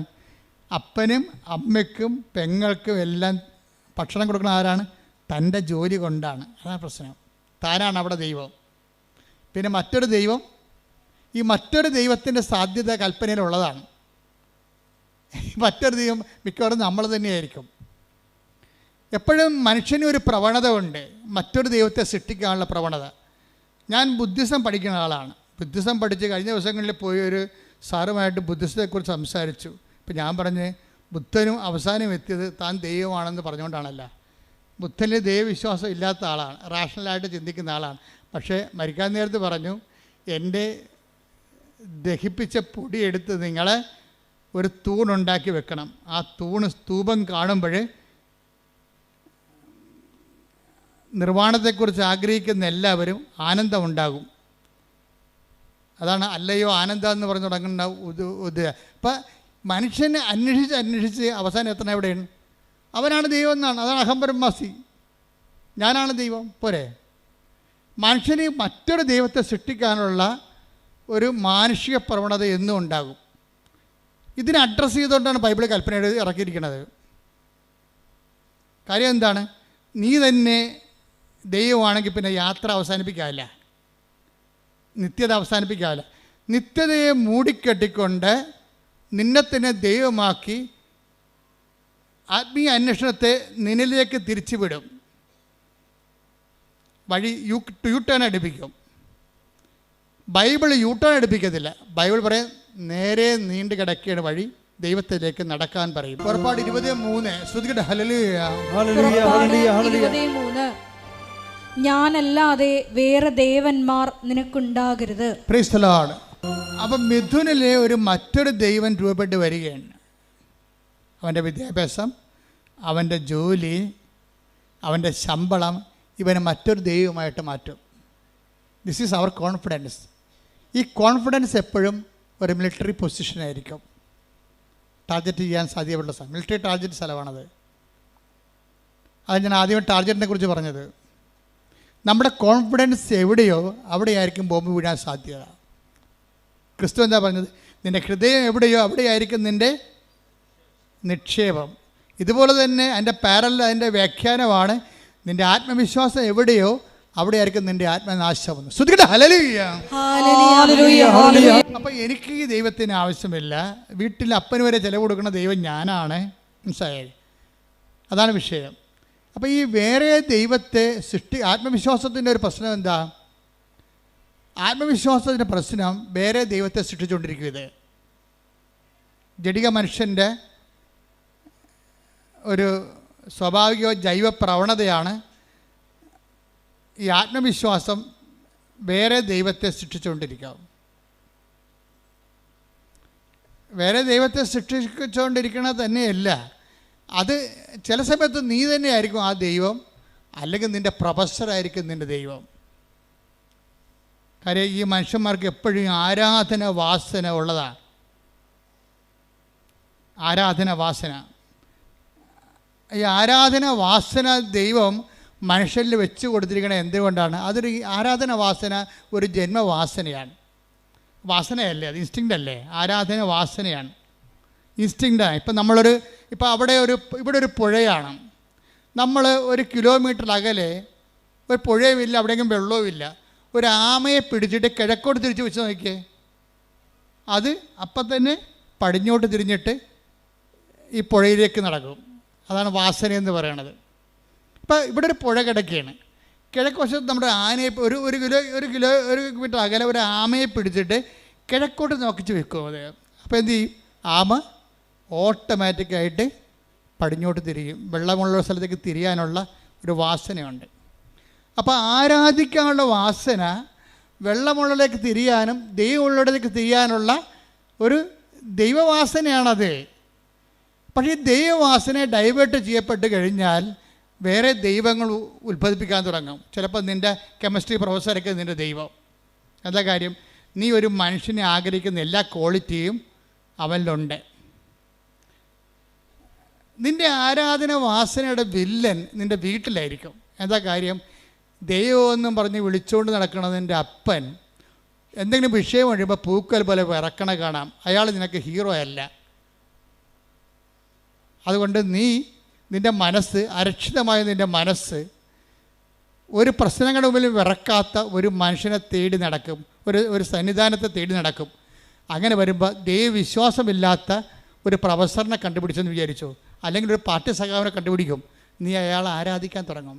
സത്യദൈവത്തെ നഷ്ടപ്പെടുന്ന അവിശ്വാസത്തിൻ്റെ വഴികളെക്കുറിച്ച് ഉടമ്പടിയിലുള്ളവർ ബോധവാന്മാരായിരിക്കണം. ശ്രദ്ധിക്കട്ടെ. Hallelujah, hallelujah, hallelujah, hallelujah. ഉടമ്പടി എന്തുകൊണ്ട് ചില ആൾക്കാർക്ക് വൈകുന്നു എന്ന് വെച്ചാൽ, ആ ഉടമ്പടി അനുഗ്രഹം സ്വീകരിക്കാൻ വേണ്ടി മാത്രം നിങ്ങൾ യോഗ്യമായിട്ടില്ല. That's A point. മനസ്സിലായില്ലേ? ഉടമ്പടി, എൻ്റെ പോയിൻ്റ് എന്താണ്? ചിലർക്ക് ദൈവത്തിൻ്റെ കമ്മ്യൂണിക്കേഷൻ എന്തുകൊണ്ടാണ് ഇതുവരെക്കും റേഞ്ച് ഒക്കാത്തതിൻ്റെ കാര്യം വെച്ച് കഴിഞ്ഞാൽ, റേഞ്ച് ഒക്കാൻ വേണ്ടി മാത്രം നിങ്ങൾ അനുഗ്രഹം സ്വീകരിക്കാൻ വേണ്ടി മാത്രം നിങ്ങൾ റേഞ്ചുള്ള സ്ഥലത്തല്ല നിൽക്കണത്. ദൈവം നിങ്ങളെ പതുക്കെ പതുക്കെ അമ്മയിലൂടെ അപ്പനിലൂടെയൊക്കെ കൊണ്ടു നല്ല ജീവിത അനുഭവങ്ങളിലൂടെ, രണ്ടും ആയാണ് അപ്പ അമ്മ അനുഭവങ്ങൾ. ഈ മൂന്ന് ആൾക്കാരും ദൈവത്തിൻ്റെ കൈകളാണ്. നിങ്ങൾ തള്ളി കൊണ്ടുവന്ന് റേഞ്ചുള്ള സ്ഥലത്ത് നിർത്തും. മിഥുൻ്റെ പണി പോയി. അതാണ് വിഷയം. മിഥുന് ഇപ്പം നേരത്തെ എന്താ പറഞ്ഞത്? ഈ ഉടമ്പടി എടുക്കാൻ വേണ്ടി വന്ന മിഥുൻ പോയി വണ്ടിയായിരുന്നു, കാറിലിരുന്ന് കണ്ട സിനിമ കണ്ട കാര്യം എന്താ? അപ്പന് വരെ അവന് നല്ല ജോലിയുണ്ട്, നല്ല ശമ്പളമുണ്ട്, നാട്ടിൽ തന്നെ 1,00,000 രൂപ അടുത്ത് ശമ്പളം ഉണ്ടാവും. അപ്പോൾ വീട്ടിൽ പണം കൊടുക്കണ ആർക്കാണ്? ഇവർ അന്നന്ന് വേണ്ട ആഹാരം ഇത് ഞങ്ങൾക്ക് തരണമെന്ന് അപ്പം മുട്ടയെന്ന് പ്രാർത്ഥിക്കുമ്പോൾ അവനവിടെ കിടക്കുക, വീഡിയോ കാണുക വല്ലതായിരിക്കും, അല്ലെങ്കിൽ ആർക്കെങ്കിലും മെസ്സേജ് വിട്ടുകൊണ്ടിരിക്കുകയാണ്. കാര്യം എന്താ? അന്നന്ന് വേണ്ട ആഹാരം കൊടുക്കുന്ന ദൈവം അവനാണ്. എപ്പോഴും നമ്മൾ ശ്രദ്ധിക്കേണ്ട വിഷയമാണ്. ഒന്ന് ഉറങ്ങിയതുകൊണ്ട് നേരം വിളിക്കത്തില്ല. ഇപ്പോഴീ കാലാവസ്ഥ ഇപ്പം സേഫാണ് വിചാരിച്ചുകൊണ്ട് നാളെ അത് സേഫാണെന്ന് നിർബന്ധമില്ല. ദൈവത്തെ കൂടാതെ ഈശോ പറഞ്ഞിട്ടുണ്ട്. എന്താണ്? എന്നെ കൂടാതെ നിങ്ങൾക്കൊന്നും ചെയ്യാൻ, കുറച്ചൊക്കെ ചെയ്യാൻ പറ്റുമായിരിക്കും, പക്ഷേ ദൈവത്തെ കൂട്ടിച്ചേർക്കേണ്ട ഒരു സമയം എപ്പോഴായാലും നമുക്ക് കൺഫ്രണ്ട് ചെയ്യേണ്ടി വരും. Take the word of God, എന്നെ കൂടാതെ. ശ്രദ്ധിക്കട്ടെ. Hallelujah, hallelujah, hallelujah, hallelujah. യേശുവേ നന്ദി. Hallelujah, hallelujah. യോഹന്നാൻ 15:5. യോഹന്നാൻ 15:5. എന്നെ കൂടാതെ നിങ്ങൾക്ക് ഒന്നും ചെയ്യാൻ കഴിയുകയില്ല. അപ്പോൾ ഇതേ പ്രശ്നം വെച്ചാൽ ഏതെങ്കിലും ഒരു നിമിഷം വരും നമ്മുടെ ജീവിതത്തിൽ, ഒരു ബ്ലാങ്ക് പീരീഡ് വരും. അപ്പോഴെന്ത് വേണം? ദൈവത്തിന് നമുക്ക് ആവശ്യമുണ്ടാകും. അതാണ് വിഷയം. ദൈവത്തിന് ഒരു വസ്തുവാണെങ്കിൽ ദൈവത്തിന് ആവശ്യം, ആ വസ്തു നമുക്കൊരു അരിവാൾ നമ്മളെവിടെ വെക്കണത്? എവിടെയെങ്കിലും അലമാരിയോ അടുക്കളയുടെ അലമാരിയുടെ അടിക്കൊണ്ട് അരിവാൾ വെച്ച് വെക്കും. എന്നാൽ ഇപ്പോൾ അത് ആവശ്യമില്ല, ഇല്ലേ? ഒരു മഴയും കാറ്റും വന്ന് ഒരു പരത്തി കമ്പ് വന്ന് നമ്മുടെ അടുക്കള മുതുകത്ത് വീഴുമ്പോഴാണ് നമ്മൾ അരിവാൾ തിരക്കണത്. ഉടനെ അവിടെ അലമാരടിയിൽ പോയി നമ്മൾ അരിവാൾ എടുത്തുകൊണ്ട് വരും. തൽക്കാലം നമുക്ക് ആവശ്യമില്ല. തൽക്കാലം ആവശ്യമില്ലാത്ത സ്ഥലം നമ്മൾ പാത്ത് വെക്കും. ദൈവത്തെ പാത്ത് വെക്കുന്ന ഒരു ജീവിതമാണ് പലപ്പോഴും എല്ലാവർക്കും ഉള്ളത്. തൽക്കാലം ആവശ്യമില്ലാത്ത കാരണം പ്രാർത്ഥന മുടങ്ങും, കുർബാന മുടങ്ങും. ഇപ്പോൾ കുർബാന മുടങ്ങുന്നവരും ഇപ്പോൾ പ്രാർത്ഥന മുടങ്ങുന്നവർ ഓർക്കുക, അരിവാളെ പാത്ത് വെക്കണ പോലെ നിങ്ങൾ ദൈവത്തെ പാത്ത് വെക്കുകയാണ്. ദൈവത്തെ വസ്തുവാക്കുന്നവരാണ് തൽക്കാലത്തേക്ക് ദൈവത്തെ മാറ്റി നിർത്തുന്നത്. ഈ കൊടുത്ത പോയിന്റ് ക്ലിയർ ആയില്ലേ? വസ്തുക്കളെ നമ്മൾ മാറ്റി വെക്കും, ആവശ്യമുള്ളപ്പോൾ അത് എടുക്കത്തുള്ളൂ. നമുക്ക് 10 സെൻറ്റ് സ്ഥലമുണ്ട്, അല്ലെങ്കിൽ അരയൊക്കെ സ്ഥലമുണ്ടെങ്കിൽ അതിൻ്റെ പ്രമാണം പിടിച്ചിട്ട് നമ്മൾ നടക്കണില്ലല്ലോ, ഇല്ല. അത് ആവശ്യമുള്ളപ്പോഴും പൊക്കോരോ ചെയ്യാൻ നേരത്തേക്ക് എടുക്കത്തുള്ളൂ. ആവശ്യമുള്ളപ്പോൾ എടുക്കുന്ന സ്ഥലങ്ങൾ മാത്രം എടുക്കുകയാണെങ്കിൽ അതെന്താണ്? വ്യക്തിയല്ല, വസ്തുവാണ്. നീ നിൻ്റെ ദൈവത്തിന് ആവശ്യമുള്ളപ്പോൾ, ഒരു ജീവിത ആവശ്യമുള്ളപ്പോൾ മാത്രമാണ് എടുക്കുന്ന വ്യക്തിയാണെങ്കിൽ നീ ദൈവത്തെ വ്യക്തിയായിട്ട് കാണുന്നില്ല, വസ്തുവായിട്ട് കാണുന്നു. വസ്തുവായിട്ട് കണ്ടാൽ ദൈവം വർക്കൗട്ടല്ല. അതുകൊണ്ടാണ് ഉടമ്പടി ലാഗ് ചെയ്യണത്. ശ്രദ്ധിക്കട്ടെ. ഹല്ലേലൂയ. കാറിൽ പോയിരുന്നൊരു സിനിമ കണ്ടു എന്ന് പറഞ്ഞുകൊണ്ട് അയാളൊരു നോൺ പ്രാക്ടീസിങ് കാത്തലിക്കൊന്നും അല്ല. അയാൾ അത്യാവശ്യം കൊന്തയിലുള്ള ആളാണ്, വീട്ടിലൊക്കെ പ്രാർത്ഥന കൂടുന്ന ആളാണ്, അതിനെതിരപ്പൊന്നുള്ള ആളല്ല, ദൈവത്തിൻ്റെ കരം പിടിച്ച് നടക്കാത്ത ആളൊന്നുമല്ല. പക്ഷേ എന്താ പ്രശ്നം വെച്ച് കഴിഞ്ഞാൽ, നിങ്ങൾ ദൈവത്തിൻ്റെ കരം പിടിച്ചിട്ടുണ്ടെന്ന് ദൈവത്തിന് തോന്നിയിട്ടില്ല. അതാണ് പ്രശ്നം. നമ്മൾ പ്രാർത്ഥിക്കുന്നു, പക്ഷേ പ്രാർത്ഥിക്കുന്നതായിട്ട് നമ്മൾക്കത് തോന്നണില്ല. മനസ്സിലായില്ലേ? നമ്മൾ പള്ളിയിൽ പോകുന്നതായിട്ടും കുർബാന കൂടുന്നതായിട്ടും നമ്മൾക്കത് തോന്നണില്ല. എന്താ കാര്യം? നിങ്ങളത് സ്പിരിച്വൽ ഫ്രിജിഡിറ്റിയിലാണ്. You are a spiritual frigidity. ഇതിനാദ്യം വേണ്ടത് അവയർനെസ്. സ്പിരിച്വൽ ഫ്രിജിഡിറ്റി, ആധ്യാത്മിക ശൈത്യത്തെ അതിജീവിക്കാനുള്ള ആദ്യ മാർഗമെന്ന് പറയുന്നത് അവയർനെസ്സാണ്. എന്താണ്? ഞാൻ ചെയ്യുന്ന കാര്യത്തിൽ എൻ്റെ മനസ്സ് ഉറപ്പിക്കണം. നിങ്ങളിവിടെ ആയിരിക്കാണ്, ഉടമ്പടി എടുത്തിരിക്കുന്ന ആളാണ്. ഇപ്പം ചില ആൾക്കാർക്കൊക്കെ ഉടമ്പടിയെക്കുറിച്ച് വല്ലാത്ത കോൺഷ്യസാണ്. എന്താ കോൺഷ്യസ്? അവബോധമാണ്. എന്താ കാര്യം വെച്ച് കഴിഞ്ഞാൽ, അവരിപ്പോൾ ഒരു അപകടം ഉണ്ടായാൽ, ഞാൻ ഇപ്പോഴും ഓർക്കും, ഒരു ആങ്ങളെ ഉടമ്പടി എടുത്ത്, ഒരു പെങ്ങൾ ഉടമ്പടി എടുത്തതാണ്. അപ്പോൾ ഉടമ്പടി എടുത്ത് അവളങ്ങനെ ഉടമ്പടി ജീവിക്കുകയാണ്. വേറെ എന്താ കാര്യത്തിന് വേണ്ടി, അവൾക്ക് വേണ്ടി, ഭർത്താവിന് വേണ്ടിയൊക്കെയാണ് ഉടമ്പടി എടുത്തിരിക്കുന്നത്. പക്ഷേ അവൾക്ക് ഉടമ്പടിയാണെന്ന് അവൾക്ക് അവയർനെസ് ഉണ്ട്. പക്ഷേ കുറച്ച് കഴിഞ്ഞപ്പോൾ ഒരു ഭയങ്കര ഫോൺ കേട്ട അവൾ ഫോൺ എടുത്ത് നോക്കിയപ്പോൾ കൂട്ടുകാരത്തി വിളിച്ചിരിക്കുകയാണ്. എടി, നിൻ്റെ ആങ്ങളയെ വണ്ടി ഇടിച്ചെന്ന് പറഞ്ഞ്. ആ വണ്ടി കണ്ട ആങ്ങളെ ഉണ്ടെന്ന് അറിയാൻ പറ്റത്തില്ല, നീ പേടിക്കാൻ പറയുകയല്ല, നീ പ്രാർത്ഥിക്കാൻ പറയണമെന്ന് പറഞ്ഞ് അവർ ഫോൺ കട്ട് ചെയ്തു. ഫോൺ കട്ട് ചെയ്യണമെങ്കിൽ ഇവളൊരു കാര്യം പറയും, എൻ്റെ ആങ്ങളെക്ക് ഒരു ചുക്ക് സംഭവിക്കത്തില്ല, ഞാൻ ഉടമ്പടി എടുത്തതാണെന്ന്. ഇതാണ് കവനൻ്റ് കോൺഷ്യസ് എന്ന് പറയണത്. Covenant conscious. ഉടമ്പടി എടുക്കുമ്പോൾ നിങ്ങളുടെ കയ്യിൽ ഞാൻ എപ്പോഴും തരികയില്ലേ. ഇപ്പം ചില ആൾക്കാർ എന്നെ കണ്ടു കഴിയുമ്പോൾ ആൾക്കാർ ചോദിക്കുക, അച്ഛാ ഇത് കണ്ട അച്ഛാ, ഉടമ്പടി കാശുരൂപയില്ല, ഞാൻ കൊച്ചു കാശ് കൊണ്ട് നടക്കണമെന്ന് പറയും. ഞാൻ പറഞ്ഞു, കൊച്ചു ഉടമ്പടി കാശുരൂ എന്ത് ചെയ്യും? അപ്പം മിണ്ടത്തില്ല. അതെന്താ കാര്യം? അവർ മകൾക്ക് കൊടുത്തതാണേ, നമുക്കത് കൈമാറ്റം ചെയ്യാൻ പറ്റത്തില്ല. ഉടമ്പടി കാശുരൂപം പോയാൽ നിങ്ങളുടെ മുമ്പിൽ ഉടമ്പടി കാശ് ഇനി വേണമെങ്കിൽ ഉടമ്പടി എടുക്കാനേ പറ്റത്തുള്ളൂ. അല്ല, എന്തെങ്കിലും ഒരു വസ്തു തരികയല്ല. ഉടമ്പടി നിങ്ങളുടെ നെഞ്ചത്ത് കിടക്കുമ്പോൾ, ആ കാശ് നിങ്ങളുടെ നെഞ്ചത്ത് കിടക്കുമ്പോൾ നിങ്ങൾ ഉടമ്പടിയാണ്. അത് ഒരു ഓർമ്മയാണ്. നിങ്ങൾക്കറിയാവില്ല, ക്രിസ്ത്യാനിറ്റിയിലെല്ലാം വർക്കിംഗ് കണ്ടീഷനിലായിരിക്കുന്നത് ഓർമ്മ സ്റ്റേജിലാണ്. ഓർമ്മയെ ഉണർത്തുക എന്നുള്ളതാണ് വിശ്വാസിയുടെ നടപടിക്രമങ്ങളുടെ പ്രധാന ലക്ഷ്യം. ഓർമ്മയെ ഉണർത്തിക്കഴിഞ്ഞാൽ ഉടനെ അഭിഷേകവും ആത്മശക്തിയുമായിട്ട് ഇത് കൺവേർട്ട് ചെയ്യും. ക്രിസ്ത്യാനിറ്റി മൊത്തം ഒരു ഓർമ്മയിലാണ് നിൽക്കുന്നത്. അതിൻ്റെ ഫോം എന്താണ്? What is form? ഇതൊരു മെമ്മറി ഫോമിലുള്ളതാണ്. ഓർമ്മയെ ഉണർത്താൻ പറ്റിയ ഏറ്റവും ടോപ്പായിട്ടുള്ള ആക്ടിവേഷൻ ഫോർമുലയാണ് മാസം എന്ന് പറയുന്നത്. ഓർമ്മ ഉണർത്തലാണ്. Do this in memory of me. ഇതെൻ്റെ ഓർമ്മ. എന്നെ സംബന്ധിച്ചിടത്തോളം ഭയങ്കര ഈ കുർബാന, ആൾക്കാരോട്ട് നടത്തുന്ന കുർബാന എന്ന് പറയുന്നത് ഒരു വല്ലാത്ത കുർബാനയാണ്. അത് ആഘോഷമാണ് ശരിക്കും. എന്തിനാഘോഷിക്കുന്നു? എൻ്റെ കർത്താവ് എനിക്ക് വേണ്ടി മരിച്ചതിനെ ഞാൻ ആഘോഷിക്കുകയാണ്. എന്താണ്? മരണം പ്രഖ്യാപനമാണ്. ജീസസ് ഡൈഡ് ഫോർ മീ എന്നാണ് ഞാൻ പറയുന്നത്. നമ്മളെല്ലാവരും പറയുന്നതാണ്. കർത്താവ് എനിക്ക് പകരക്കാരനായി മരിച്ചവനാണ്. ഞാൻ മരിക്കുന്നിടത്ത് എനിക്ക് പകരക്കാരനായി മരിച്ചു. അപ്പോൾ എനിക്കിനി മരണമില്ല. ഞാൻ നിത്യത വരെ കർത്താവിനെ കണ്ടെത്തും വരെ, കൂടെ ജീവിക്കും വരെ എനിക്കൊരു ജീവിതം ഞാൻ പങ്കിടുകയാണ്. അപ്പോൾ എൻ്റെ ത്വര എന്താണ്? എത്രയും വേഗം കർത്താവിൻ്റെ അടുത്തേക്ക് എത്തിച്ചേരാൻ. അതുകൊണ്ടാണ് ബൈബിൾ ചോദിക്കേണ്ടത്, മരണമേ നിന്റെ ദംശനം എവിടെ? ശ്രദ്ധിക്കട്ടെ. ഹല്ലേലൂയ. ശ്രദ്ധിക്കട്ടെ. Hallelujah, hallelujah, hallelujah. യേശുവേ നന്ദി. Hallelujah, hallelujah, hallelujah, hallelujah, hallelujah, hallelujah. 1 കൊരിന്തോസ് 15:55. 1 കൊരിന്തോസ് 15:55. മരണമേ നിന്റെ ദംശനം എവിടെ? മരണത്തെ ഒരു പാമ്പായിട്ടാണ് കാണുന്നത്. ഇപ്പം എന്ത് ചെയ്യും? അതിൻ്റെ വിഷപ്പല്ലി കർത്താവ് ഊരിക്കളഞ്ഞ്. Take the word of God പറഞ്ഞേ. മരണമേ നിന്റെ ദംശനം എവിടെ? അടുത്ത വചനം, മരണത്തിന്റെ ദംശനം പാപവും മരണത്തിന്റെ ദംശനം പാപവും പാപത്തിന്റെ ശക്തി നിയമവുമാണ്. പാപത്തിന്റെ ശക്തി നിയമവുമാണ്. നമ്മുടെ കർത്താവായ യേശുക്രിസ്തു വഴി നമുക്ക് വിജയം നൽകുന്ന ദൈവത്തിന് നന്ദി. അപ്പൊ നമുക്ക് വിജയം നൽകുന്ന ആരാണ്? ദൈവം. ആര് വഴിയാണ്? കർത്താവ് വഴി.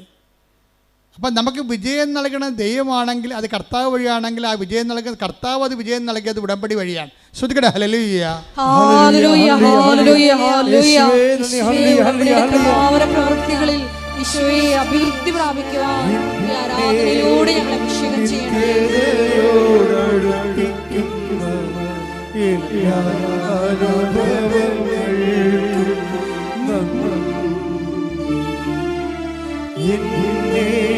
നല്ല ശിഷ്യനാക്കിയിടുന്ന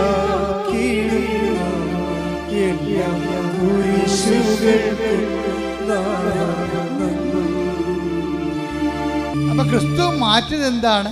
മരണത്തെക്കുറിച്ചുള്ള ഭയമാണ്. ഇനി മരണമില്ല. വചനം അവസാനിക്കണതും വെളിപാട് അവസാനിക്കണതും എന്താണ്?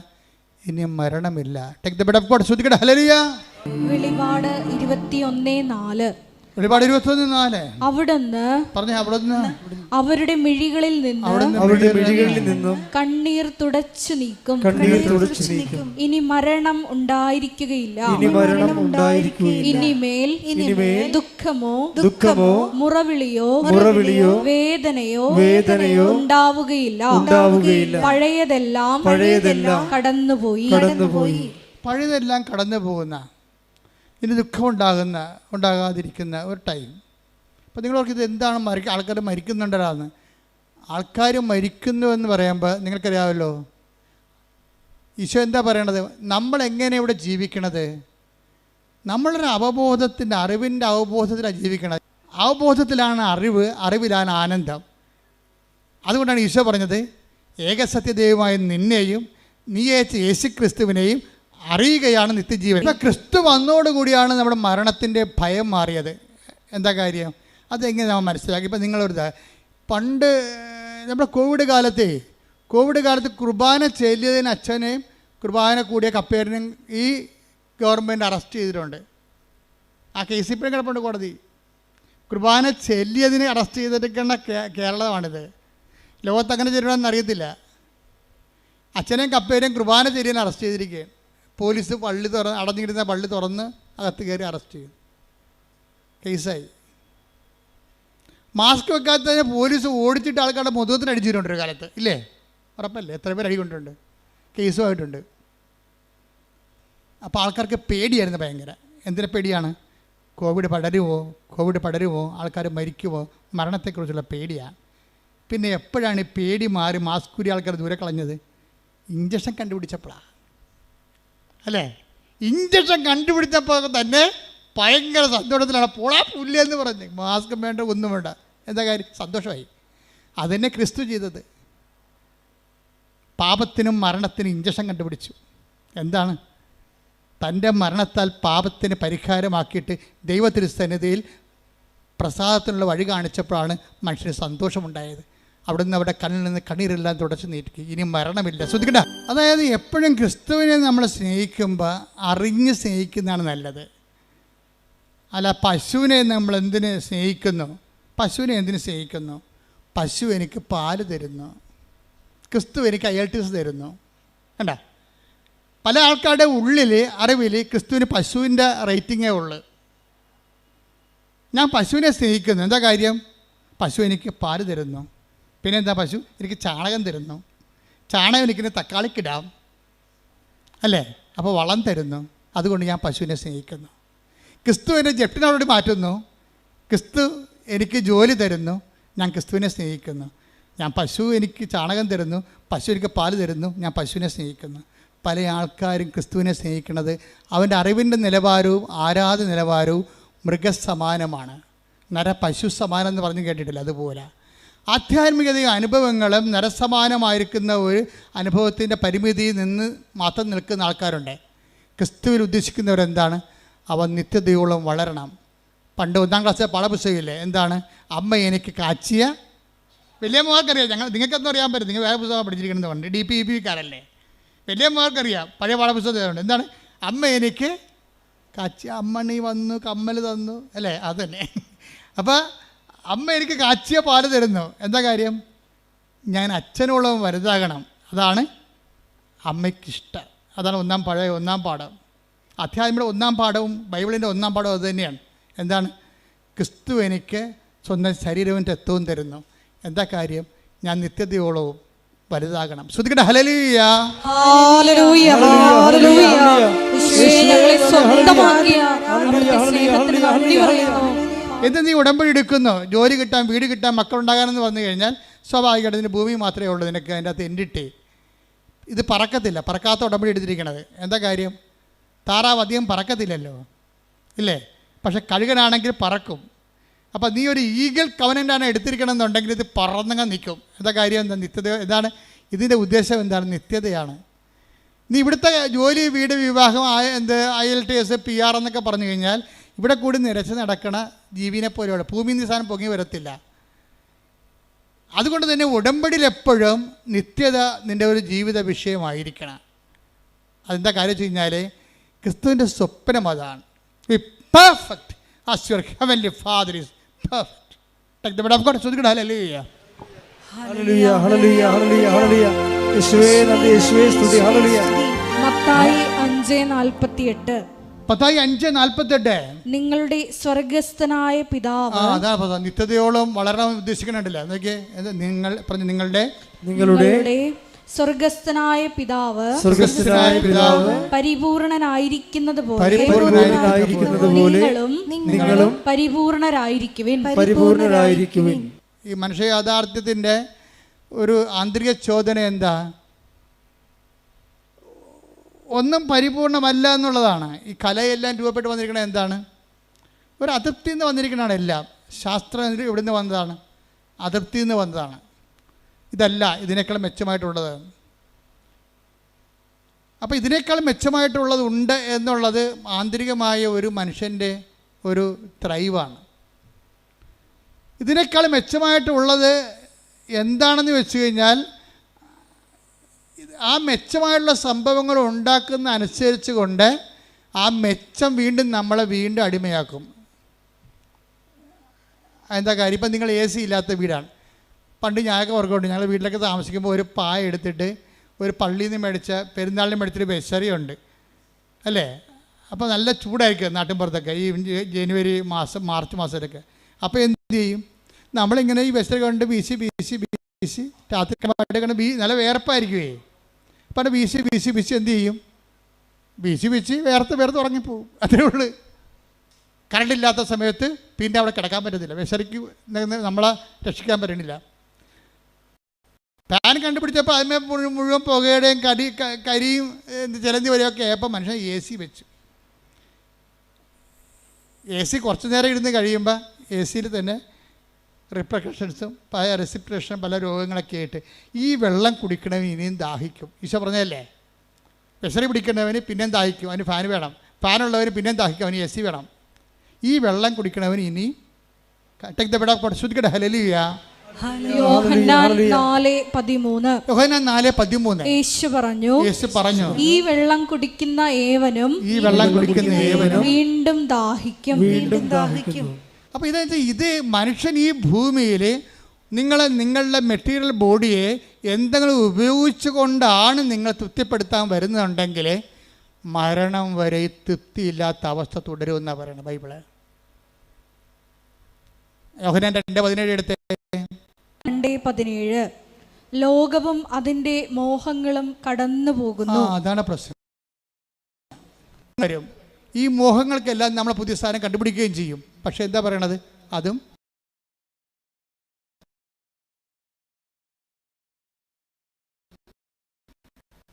മാറ്റിപ്പെടുത്താൻ പറ്റത്തില്ല.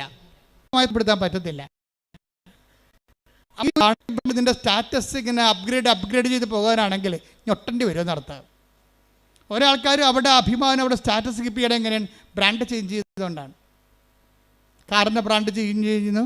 അവർ ഉപയോഗിക്കുന്ന ഓരോ വസ്തുക്കളെയും സ്റ്റാൻഡേർഡ് കമ്പനിയുടെ ബ്രാൻഡിനൊപ്പമാക്കി എടുത്തിട്ട് ഈ ജഡിക മനുഷ്യൻ ഇങ്ങനെ വളർന്നുകൊണ്ടിരിക്കും. ഈ ജഡിക മനുഷ്യനെ യേശു ക്രിസ്തുവിനെ സ്വീകരിക്കാൻ സാധ്യമല്ല.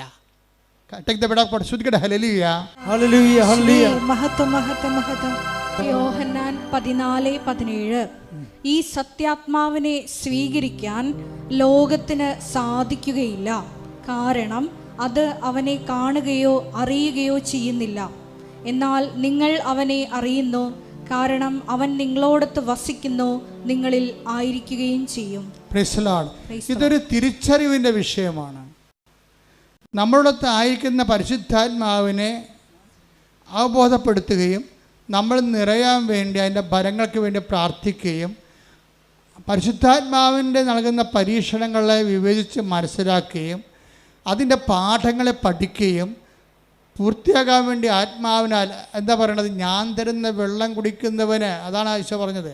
തിരുനാളിൻ്റെ മഹാദിനത്തിൽ അവൻ എഴുന്നേറ്റതെന്ന് 7 യോഹന്നാൻ 7:37 ശ്രദ്ധിക്കട്ടെ. ഹല്ലേലൂയ ഹല്ലേലൂയ ഹല്ലേലൂയ യേശുവേ നന്ദി. യോഹന്നാൻ 7:37 തിരുനാളിന്റെ അവസാനത്തെ മഹാദിനത്തിൽ തിരുനാളിന്റെ അവസാനത്തെ മഹാദിനത്തിൽ യേശു എഴുന്നേറ്റ് നിന്ന് ശബ്ദമുയർത്തി പറഞ്ഞു, ആർക്കെങ്കിലും ദാഹിക്കുന്നെങ്കിൽ അവൻ എന്റെ അടുക്കൽ വന്ന് കുടിക്കട്ടെ. എന്നിൽ വിശ്വസിക്കുന്നവന്റെ ഹൃദയത്തിൽ നിന്ന് വിശുദ്ധ ലിഖിതം പ്രസ്താവിക്കുന്നത് പോലെ ജീവജലത്തിന്റെ അരുവികൾ ഒഴുകും. ഇപ്പോൾ ഉടമ്പടി എങ്ങോട്ടാണ് സഞ്ചരിക്കണം എന്ന് വെച്ചാൽ ജീവജലത്തിൻ്റെ ഉറവയിലേക്കാണ് സഞ്ചരിക്കുന്നത്. ജഡികമായ കാര്യങ്ങളൊക്കെയാണ് ചോദിച്ചിരിക്കണമെങ്കിലും ജഡികമായ കാര്യങ്ങളെക്കുറിച്ച് ഈശോ ഒരു തീർപ്പ് കൽപ്പിച്ചിട്ടുണ്ട്. സുപ്രീം കോടതി ഫുൾ ബെഞ്ച് തീരുമാനമാണ്. ഈശോ ഒരു കാര്യം പറഞ്ഞാൽ എന്താണ്? അവൻ അന്ത്യവിധിയാളൻ ആരാണ്? അവനല്ലേ. അപ്പോൾ അവനൊരു കാര്യം പറഞ്ഞാൽ പിന്നെ ഡിവിഷൻ ബെഞ്ചല്ല, ഫുൾ ബെഞ്ചാണത്. അവനൊരു കാര്യം പറഞ്ഞാൽ സ്വർഗീയ സുപ്രീം കോടതിയുടെ ഫുൾ ബെഞ്ച് തീരുമാനമാണ്. എന്താണ്? ഈ വെള്ളം കുടിക്കണവൻ ഇനി ദാഹിക്കും. നമ്മൾ എന്തെല്ലാം ഈ ലോകത്ത് നേടാൻ വേണ്ടി ഉടമ്പടി എടുത്താലും യഥാർത്ഥ ദാഹം എന്താണ്? ഞാൻ തരുന്ന വെള്ളം കുടിക്കുന്നതിന് ഒരിക്കലും ദാഹിക്കുകയില്ല. ഞാൻ തരുന്ന വെള്ളം എന്താണ്?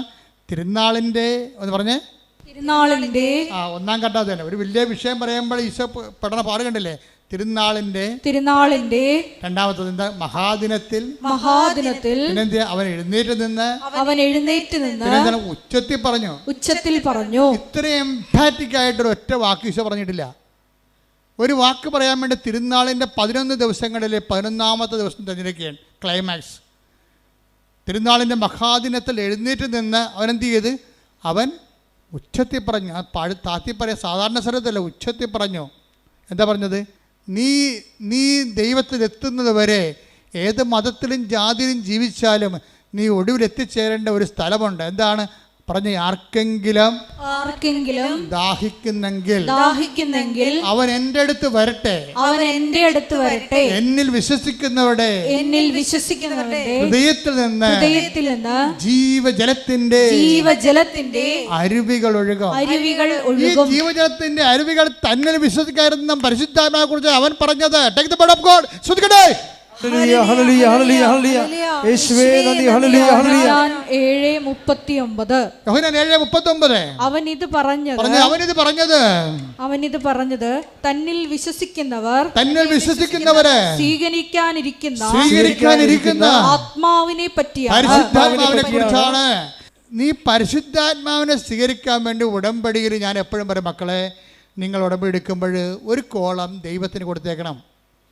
എന്തിനാണ്? അത് പരിശുദ്ധാത്മാവിൻ്റെ കോളമാണ്. നിൻ്റെ സാഹചര്യവും ആത്മീയമായിട്ടുള്ള നിൻ്റെ ഒരു അവസ്ഥയനുസരിച്ചുകൊണ്ട് നിന്നെ നയിക്കാൻ പറ്റിയ മരുന്നുകൾ ദൈവത്തിന് എഴുതി ചേർക്കാൻ പറ്റിയ ഇടമാണത്. അതിന് നിങ്ങൾ മതവും ജാതിയും ഒന്നും മാറേണ്ട കാര്യമില്ല. ക്രിസ്തുവിനെ സ്വീകരിക്കണേ ആർക്കാണ് ജാതി മാറേണ്ടത്? ആർക്കാണ് മതം മാറേണ്ടത്? ഇത് അതിനുള്ള സംവിധാനമാണോ? അല്ല. നിങ്ങൾ ക്രിസ്തുവിനെ get Jesus and get saved എന്ന് വെച്ചാൽ ക്രിസ്തുവിനെ സ്വീകരിക്കുന്നവരെ അവർ മതാതീതമായിട്ട്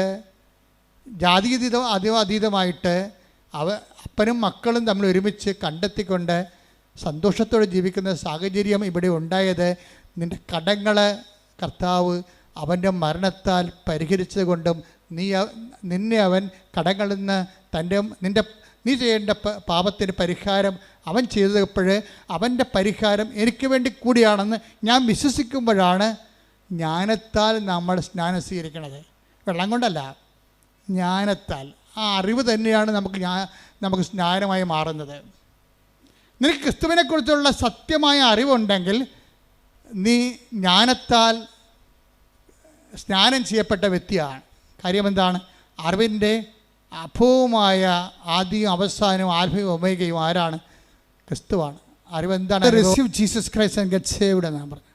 ക്രിസ്തുവിനെ നിങ്ങൾ അറിവിൽ സ്വീകരിക്കുക, നിങ്ങൾ നിത്യത അവകാശമാക്കുക. അപ്പോൾ ക്രിസ്തുവിനെ സ്വീകരിക്കാൻ വേണ്ടി നമ്മുടെ ഓരോ പ്രശ്നവും അത് തന്നെയാണ്. നിങ്ങൾ ഉടമ്പടിയിരിക്കുന്ന നിയമമില്ല, വീടില്ല, ജോലിയില്ല, രോഗമാണെന്നൊക്കെ പറയുന്ന വിഷയം എന്താണ്? അതെല്ലാം നിന്നോട് പറയുന്ന ഒരു ദൈവഭാഷയാണത്. ഒരു ദൈവഭാഷയാണ്. നിൻ്റെ വേദനകൾ ഒരു ദൈവഭാഷയാണ്. എന്താണ്? നീ ക്രിസ്തുവിനെ സ്വീകരിക്കുക. ഇപ്പം മിഥുൻ്റെ കാര്യം ഞാൻ പറഞ്ഞില്ലേ, മിഥുൻ ഇവിടുന്ന് ഉടമ്പടി എടുക്കാതെ കാറെ പോയിരുന്ന് ടി വി കണ്ടുകൊണ്ടിരുന്നു, സിനിമ കണ്ടുകൊണ്ടിരുന്നു. ഉടമ്പടിയില്ല, ക്രിസ്തുവിന് ആവശ്യമില്ല, ഞാൻ ഓക്കെ ആണെന്നാണ്. കത്തോലിക്കൻ്റെ ഏറ്റവും വലിയ പോക്ക് വികാരമാണ് ഞാൻ ഓക്കെ ആണെന്നുള്ളത്. എന്താണ്? എൻ്റെ വീട്ടിൽ കുടുംബ പ്രാർത്ഥന ഉണ്ട്, ഞാൻ ഞായറാഴ്ച പള്ളിയിൽ പോകുന്നുണ്ട്, ഞാൻ ഓക്കെയാണ്. അപ്പോൾ ദൈവം പറയുന്നത് ഈ പോക്കാണെന്ന് പറയും. അറിയാമെന്ന് പറയുന്നവൻ അറിയേണ്ടത് അറിയുന്നില്ലെന്ന്. 1 കൊരിന്തോസ് 8:2 അറിവുണ്ടെന്ന് ഭാവിക്കുന്നവൻ. അതാ പ്രശ്നം. അറിവുണ്ടെന്ന് ഭാവിക്കുന്നവൻ അറിയേണ്ടത് അറിയുന്നില്ല. ആ മിഥുൻ അറിയേണ്ടത് അറിയാത്ത ഒരാളാണ്. അറിയേണ്ടത് അറിയാത്തത് വരെ ക്രിസ്തുവിനെ സ്വീകരിക്കാനുള്ള സമ്മർദ്ദങ്ങൾ സഹനത്തിൻ്റെ സാഹചര്യമായി നമ്മുടെ കൂടെ നടക്കും. This is sound of heard. ഇതാണ് ഈ സഹനത്തിൻ്റെ ഒരു വേട്ടപ്പടി പുറകെ നടക്കും. എന്തിനാണ്? നീ ക്രിസ്തുവിനെ സ്വീകരിക്കൂ, receive Jesus Christ and get saved. Mithun എന്താ സംഭവിച്ചത്? അവനായിരുന്നല്ല ദൈവം, അന്നദാതാവ്, ബ്രെഡ് ഗീവർ, വീട്ടിലെ ബ്രെഡ് ഗീവറായിരുന്നു. പെട്ടെന്ന് ആ ജോലി പോയി. കുടുംബം മുഴുവൻ നിലനിന്നിരുന്ന മരുന്നും ഭക്ഷണവും കറണ്ട് ചാർജും വെള്ളത്തിൻ്റെ കരവും വീട്ടുകാരവും എല്ലാം കൊടുത്തിരുന്ന ഒറ്റ ദൈവമാണ്. ഈ ദൈവത്തിൻ്റെ ജോലി പോയി. അതോടുകൂടി ഇവൻ നിലംപരിശായി. നിൻ്റെ കോൺഫിഡൻസിലായിരിക്കും എപ്പോഴും മിലിറ്ററി ടാർഗറ്റിങ് നടക്കുന്നത്. അതുകൊണ്ട് നിൻ്റെ കോൺഫിഡൻസ് കർത്താവിലായിരിക്കണം. പ്രാർത്ഥിക്കുക, കർത്താവേ, എൻ്റെ പഠനം, എൻ്റെ ആരോഗ്യം, എൻ്റെ തറവാടിത്തം, എൻ്റെ സമ്പത്ത് ഒന്നുമല്ല. കർത്താവേ, നീയാണ് എൻ്റെ പാറ, നീയാണ് എൻ്റെ ആത്മവിശ്വാസം. കോൺഫിഡൻസ് കർത്താവിലാകുമ്പോൾ അത് പാറയുടെ ബലം ചെയ്യും. കർത്താവാണ്, എനിക്ക് കർത്താവുണ്ടല്ലോ. എല്ലാവർക്കും പ്രശ്നങ്ങൾ വരുമ്പോൾ എന്താണ് അവർ പറയണത്? അപ്പന് പെട്ടെന്ന് തലപ്പോശൽ വന്നു, അപ്പൻ ICU ആയെന്ന് ഫോൺ വരുമ്പോൾ മകളെന്താ പറയണത്? ഞാൻ പാറപ്പുറത്താണ്. എന്താ കാര്യം? നമ്മളമ്മച്ചി ഇവിടെ അവിടെ എടുത്തിട്ടുണ്ടല്ലോ അമ്മച്ചി, അതാണ് പാറയെന്ന് പറയണത്. ഇന്ന് എല്ലാവരും അങ്ങനെ പറയാൻ തുടങ്ങി. കേരളത്തിൻ്റെ ആധ്യാത്മിക അജണ്ട അമ്മമാരെ പ്രത്യക്ഷപ്പെട്ടതിൻ്റെ ഭാഗമായിട്ട് ദൈവം ഇവിടെ നിശ്ചയിച്ചിരിക്കണം ഉടമ്പടിയിലൂടെ. ശ്രുതിക്കട്ടെ, ഹല്ലേലൂയ, ഹല്ലേലൂയ, ഹല്ലേലൂയ. ക്ലേശകാലത്ത് കൂടാതെ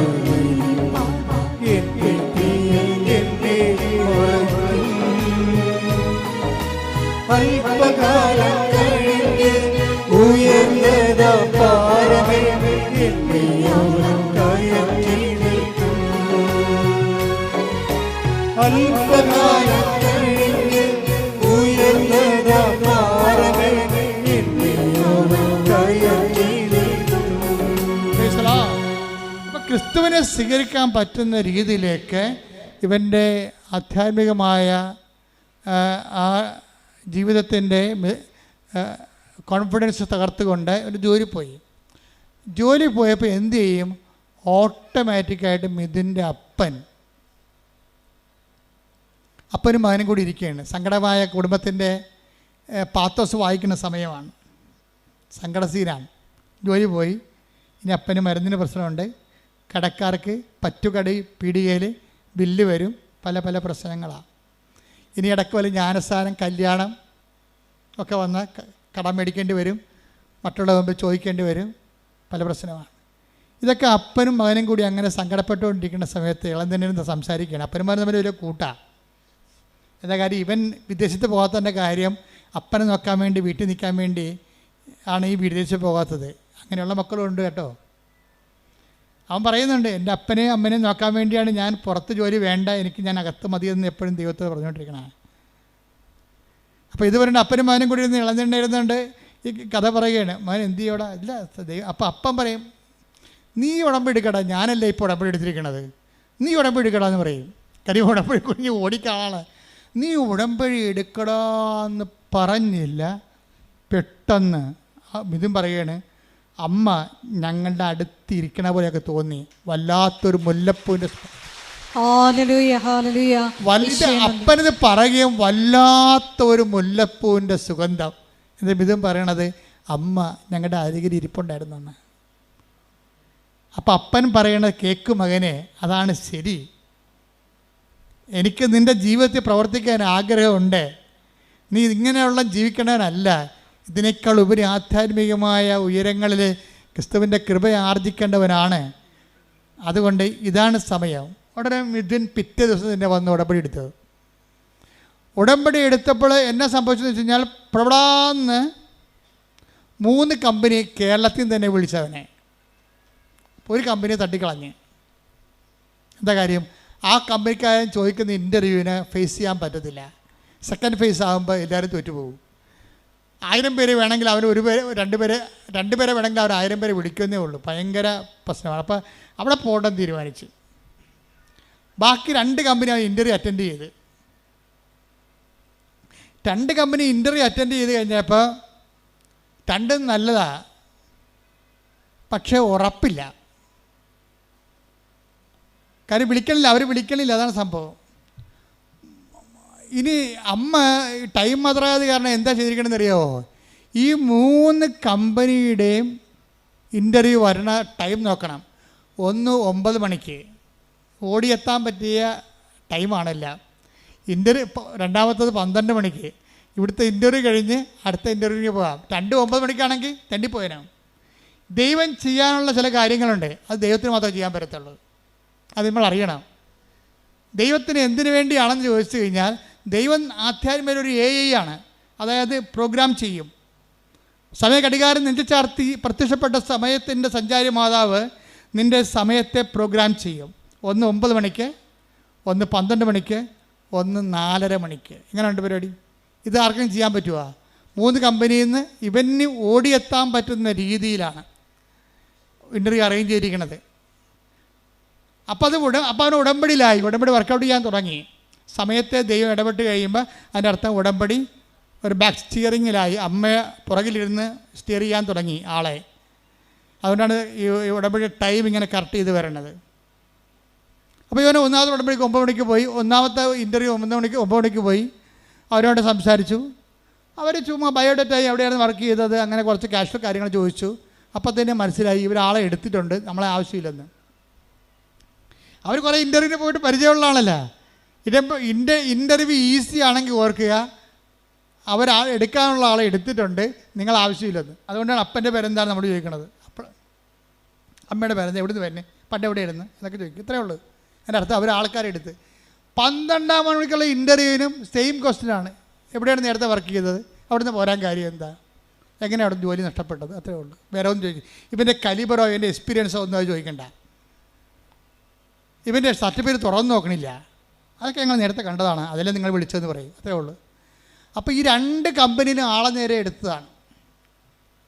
3ാമത്തെ കമ്പനിയിൽ ഇവന് താല്പര്യമില്ല. കാര്യം എന്താണ്, അവിടെ ചെന്നാൽ രക്ഷപ്പെടത്തില്ല. അതുകൊണ്ടാണ് കാര്യം, ആ കമ്പനി ഇവൻ അവോയ്ഡ് ചെയ്ത് കൂട്ടിയതാണ്. അതുകൊണ്ട് 12 മണി കഴിഞ്ഞപ്പോൾ തന്നെ ഇവൻ ഉഴപ്പാൻ തുടങ്ങി. ഇനി തീർന്നില്ല, ഇൻ്റർവ്യൂ തീർന്നല്ല. പക്ഷെ 4 മണിയായപ്പോൾ തന്നെ ഈ കമ്പനിയിൽ നിന്ന് 3ാമത്തെ കമ്പനിയിൽ നിന്ന് ആരെ വിളിച്ചു. കാര്യം ഈ ഉടമ്പടിയുടെ പ്രശ്നം പറയണത്, അമ്മ ഒരു one way or other mother ഞങ്ങളുടെ കൂടെ കമ്മ്യൂണിക്കേറ്റ് ചെയ്യുന്നുണ്ട്. എനിക്കത് മനസ്സിലാകാൻ വേണ്ടി മാത്രം ഞാൻ ഉടമ്പടി അത്ര വളർന്നില്ലല്ലോ. ഞാനും അപ്പനും കൂടി ഇൻ്റർവ്യൂവിന് വേണ്ടി പുറത്തിറങ്ങിയപ്പോൾ തന്നെ ഞങ്ങൾക്ക് മുമ്പിൽ മഴമില്ലി വീശിയടിച്ചെന്ന് പറയും. ഉടമ്പടി ഭയങ്കര സംഭവമല്ലേ. അത് അമ്മയെ കയ്യൊപ്പുള്ള സാധനമാണെങ്കിൽ അപ്പം തന്നെ ഉടമ്പടിയുടെ അടയാളമാണല്ലോ മഴവില്ല്. അപ്പനും ഞാനും കൂടി വിസ്മയത്തോടെ ഇങ്ങനെ മഴവില്ല് നോക്കി. അത് മറിയാതെ അമ്മയായി സാന്നിധ്യമായി നിന്നു. 4 മണിയായപ്പോൾ 3-ാമത്തെ സ്ഥലത്ത് നിന്ന് തന്നെ വിളിച്ചു. എനിക്ക് പോകാൻ താല്പര്യമില്ല. ഞാൻ പറഞ്ഞു ഞാൻ വളരെ അകലെയാണ്, മറ്റൊരു ഇൻ്റർവ്യൂ പങ്കെടുത്തുകൊണ്ടിരിക്കുകയായിരുന്നു, അത് കഴിഞ്ഞതേ ഉള്ളൂ, ഇനി ഓടിയെത്തുമ്പോൾ 4:30 മണിയാകും, അല്ലെങ്കിൽ ചിലപ്പോൾ കഴിഞ്ഞു പോകും, സാരമില്ല നിങ്ങൾ വരാൻ പറഞ്ഞു. 4:30 മണിയായപ്പോൾ ഇവൻ ഒരിടത്തും എത്തിയിട്ടില്ല, ഓടിക്കൊണ്ടിരിക്കുകയാണ്.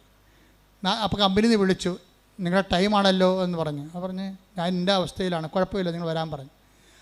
4:30 മണിക്കുള്ള ഇൻ്റർവ്യൂവിന് അവൻ ചെല്ലുമ്പോൾ ആ സ്ലോട്ടിൽ അവൻ മാത്രമേ ഉള്ളൂ. 5 മണിക്കാണ് അവിടെ എത്തണത്. 5 മണിക്ക് ഇവനോട് ഇൻ്റർവ്യൂ ചോദിച്ചു. വ്യാപകമായ രീതിയിൽ ഭയങ്കര അനലൈസ് ചോദ്യങ്ങൾ ചോദിച്ചു. കുറേ നേരം നിന്ന് വിടുമ്പോഴേ പിറ്റേ ദിവസം ഇവന് അപ്പോയിൻമെൻറ്റ് ഓർഡറായി. അതെന്താ പ്രശ്നം? അത് നിങ്ങളൊന്ന് ചിന്തിച്ച് നോക്കണം. അതായത് ഈ ഉടമ്പടി ഇവൻ ഈ കമ്പനി ജോലി ഇവൻ ഉപേക്ഷിച്ചതാണ്. അവരെടുക്കാനുള്ള ആളെ എടുത്തായിരുന്നു. ആ കമ്പനി 3-ാമത്തെ കമ്പനി എടുക്കാനുള്ള ആളെ ഓൾറെഡി എടുത്തതാണ്. ഇവൻ എടുക്കേണ്ട കാര്യമില്ല. മാതാവ് അവൻ്റെ പേര് ആ മുറി കയറിയിട്ട് ഇവന് വേണ്ടി ഇവരെ വെയിറ്റ് ചെയ്തുകൊണ്ടിരിക്കുകയാണ്.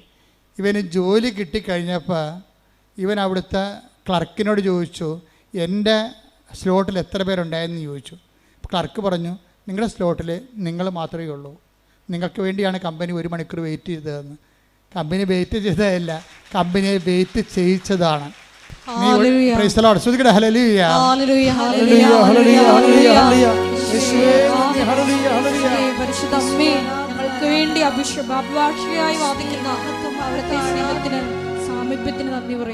അതായത് ഇത് അത്രയും, അതായത് ഇപ്പോഴെന്താ ഈ മിഥുനെന്താ പറയണത്? എത്ര കാലം കഴിഞ്ഞാലും എൻ്റെ ജീവിതം ഞാൻ ഉടമ്പടിയായി തന്നെ ജീവിക്കുമെന്ന് പറഞ്ഞു. എന്താ കാര്യം? ഉടമ്പടിയിൽ മറ്റ് പ്രാർത്ഥനാ രീതികളെ പോലെയല്ല. ദൈവത്തിൻ്റെ സാന്നിധ്യം സ്വപ്നമായിട്ടും. ഒരു പ്രാവശ്യം ഇവന് ജോലി പോയില്ലേ, ജോലി പോയിട്ട് ഉടമ്പടി എടുക്കാത്തൊരു കാലം ഉണ്ടായിരുന്നില്ല. അപ്പോഴും ഇവനൊരു വെളുപ്പിന് 4 മണിക്കൂർ സ്വപ്നം കണ്ട് കൃപാസനം മാതാവ് കരയണേ. അപ്പോൾ ഉടനെ മിഥുൻ അമ്മയുടെ ഉടുപ്പെ തൊടാൻ നേരത്ത് മാതാവ് ഇവരെ തള്ളി മാറ്റും, നീ എന്നെ തുടരുമെന്ന് പറയും. അപ്പോൾ അന്ന് മുതൽ എന്നുവെച്ചാൽ നമ്മൾ ഉടമ്പടിയുടെ ഫലങ്ങൾ മനസ്സിലാക്കണമെന്ന് വെച്ചാൽ നമുക്ക് ദൈവത്തെ തൊടാൻ പറ്റിയ ആത്മീയ സാഹചര്യമുണ്ട്, തൊടാൻ പറ്റാത്ത സാഹചര്യമുണ്ട്. അതുകൊണ്ടാണ് ഞാൻ നിങ്ങളോട് പറയണത്, നിങ്ങൾ ഉടമ്പടിയോട് പാലിക്കുന്നവരും ദൈവത്തിന് നിങ്ങളെ തൊടാൻ പറ്റിയ, ദൈവം അതിനെ അനുവദിക്കാൻ പറ്റുന്ന രീതിയിൽ നിങ്ങൾ വിശുദ്ധിയും വിശ്വസ്തതയുമുള്ളവരായിരിക്കണം. പ്രാർത്ഥിക്കട്ടെ. കർത്താവേ, ഉടമ്പടിയോട് വിശ്വസ്തതയോടെയും ജീവിക്കുവാൻ എന്നെ സഹായിക്കണമേ. അപ്പൊ ഇങ്ങനെയല്ല. ഇപ്പൊ ഇത് മിഥുൻ്റെ കാര്യം, രാധമ്മ, അതായത് എന്താണ് എൻ്റെ ജീവിതമെന്ന് ഇവർ തന്നെത്താൻ പറയാണ്. അമ്മച്ചി തന്നെത്താൻ പറയാണ്, എൻ്റെ ജീവിതം ഇനി അടുത്ത ജന്മത്തിൽ ഒരു ക്രിസ്ത്യൻ കുടുംബത്തിൽ ജനിക്കണമെന്നാണ് എൻ്റെ ആഗ്രഹമെന്ന്. എന്നിട്ട് ക്രിസ്ത്യാനിയായിട്ട് ജീവിക്കണം എന്ന് വെച്ചാൽ അവരങ്ങനെ പറയാൻ കാരണം വെച്ച് കഴിഞ്ഞാൽ അതിൻ്റെ പ്രധാനപ്പെട്ട കാരണം ഇവർ ചെയ്യുന്ന എല്ലാ കാര്യങ്ങളും.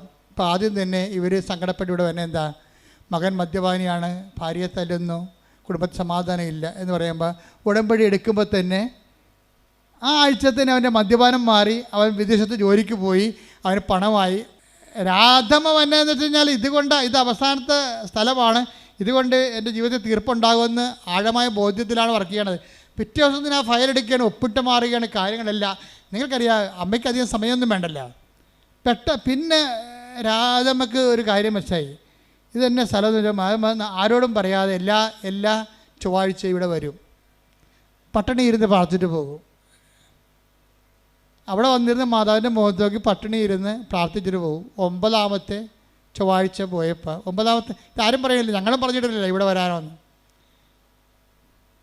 അപ്പോഴേ ഇവർ ഒറ്റക്കെടുക്കുന്ന തീരുമാനമാണ്. ചിലർ ദൈവം ഒറ്റക്ക് നയിക്കും. അവർ ഓക്കെ ആണെങ്കിലേ അടുത്ത പടി, അടുത്ത സ്റ്റെപ്പിലേക്ക്, അടുത്ത ക്ലാസ്സിലേക്ക് ദൈവം തന്നെ അവരെ കൂട്ടിക്കൊണ്ട് പോകും. അപ്പോൾ അവരോട് പറഞ്ഞ് നീ ഒറ്റക്ക് ഇവിടെ വന്നിരിക്ക്, ഉപസിച്ചുകൊണ്ടിരിക്ക്. അങ്ങനെ 9 ചൊവ്വാഴ്ച ഇരുന്ന് 9ാമത്തെ ചൊവ്വാഴ്ച ഇവർക്ക് തൊണ്ട പഴുത്ത് തൈറോയിഡാണ് അസുഖം. അത് ഉടമ്പടി വെച്ചോ ഇല്ലയെന്ന് അറിയാൻ പാടില്ല. പക്ഷേ 9ാമത്തെ ചൊവ്വാഴ്ച ഇവിടെ ഇരിക്കുമ്പോൾ തന്നെ പെടകി കഴുത്ത് ഇങ്ങനെ വന്ന് അങ്ങോട്ടും ഇങ്ങോട്ടും ചരിക്കണ പോലെ തോന്നും, എന്തോ സാധനം അടന്ന് പോണ പോലെ തോന്നും. പിന്നെ ടെസ്റ്റ് ചെയ്തപ്പോൾ ഇത്രയും വർഷം നിന്ന് തൈറോയ്ഡ് കാണാനില്ല.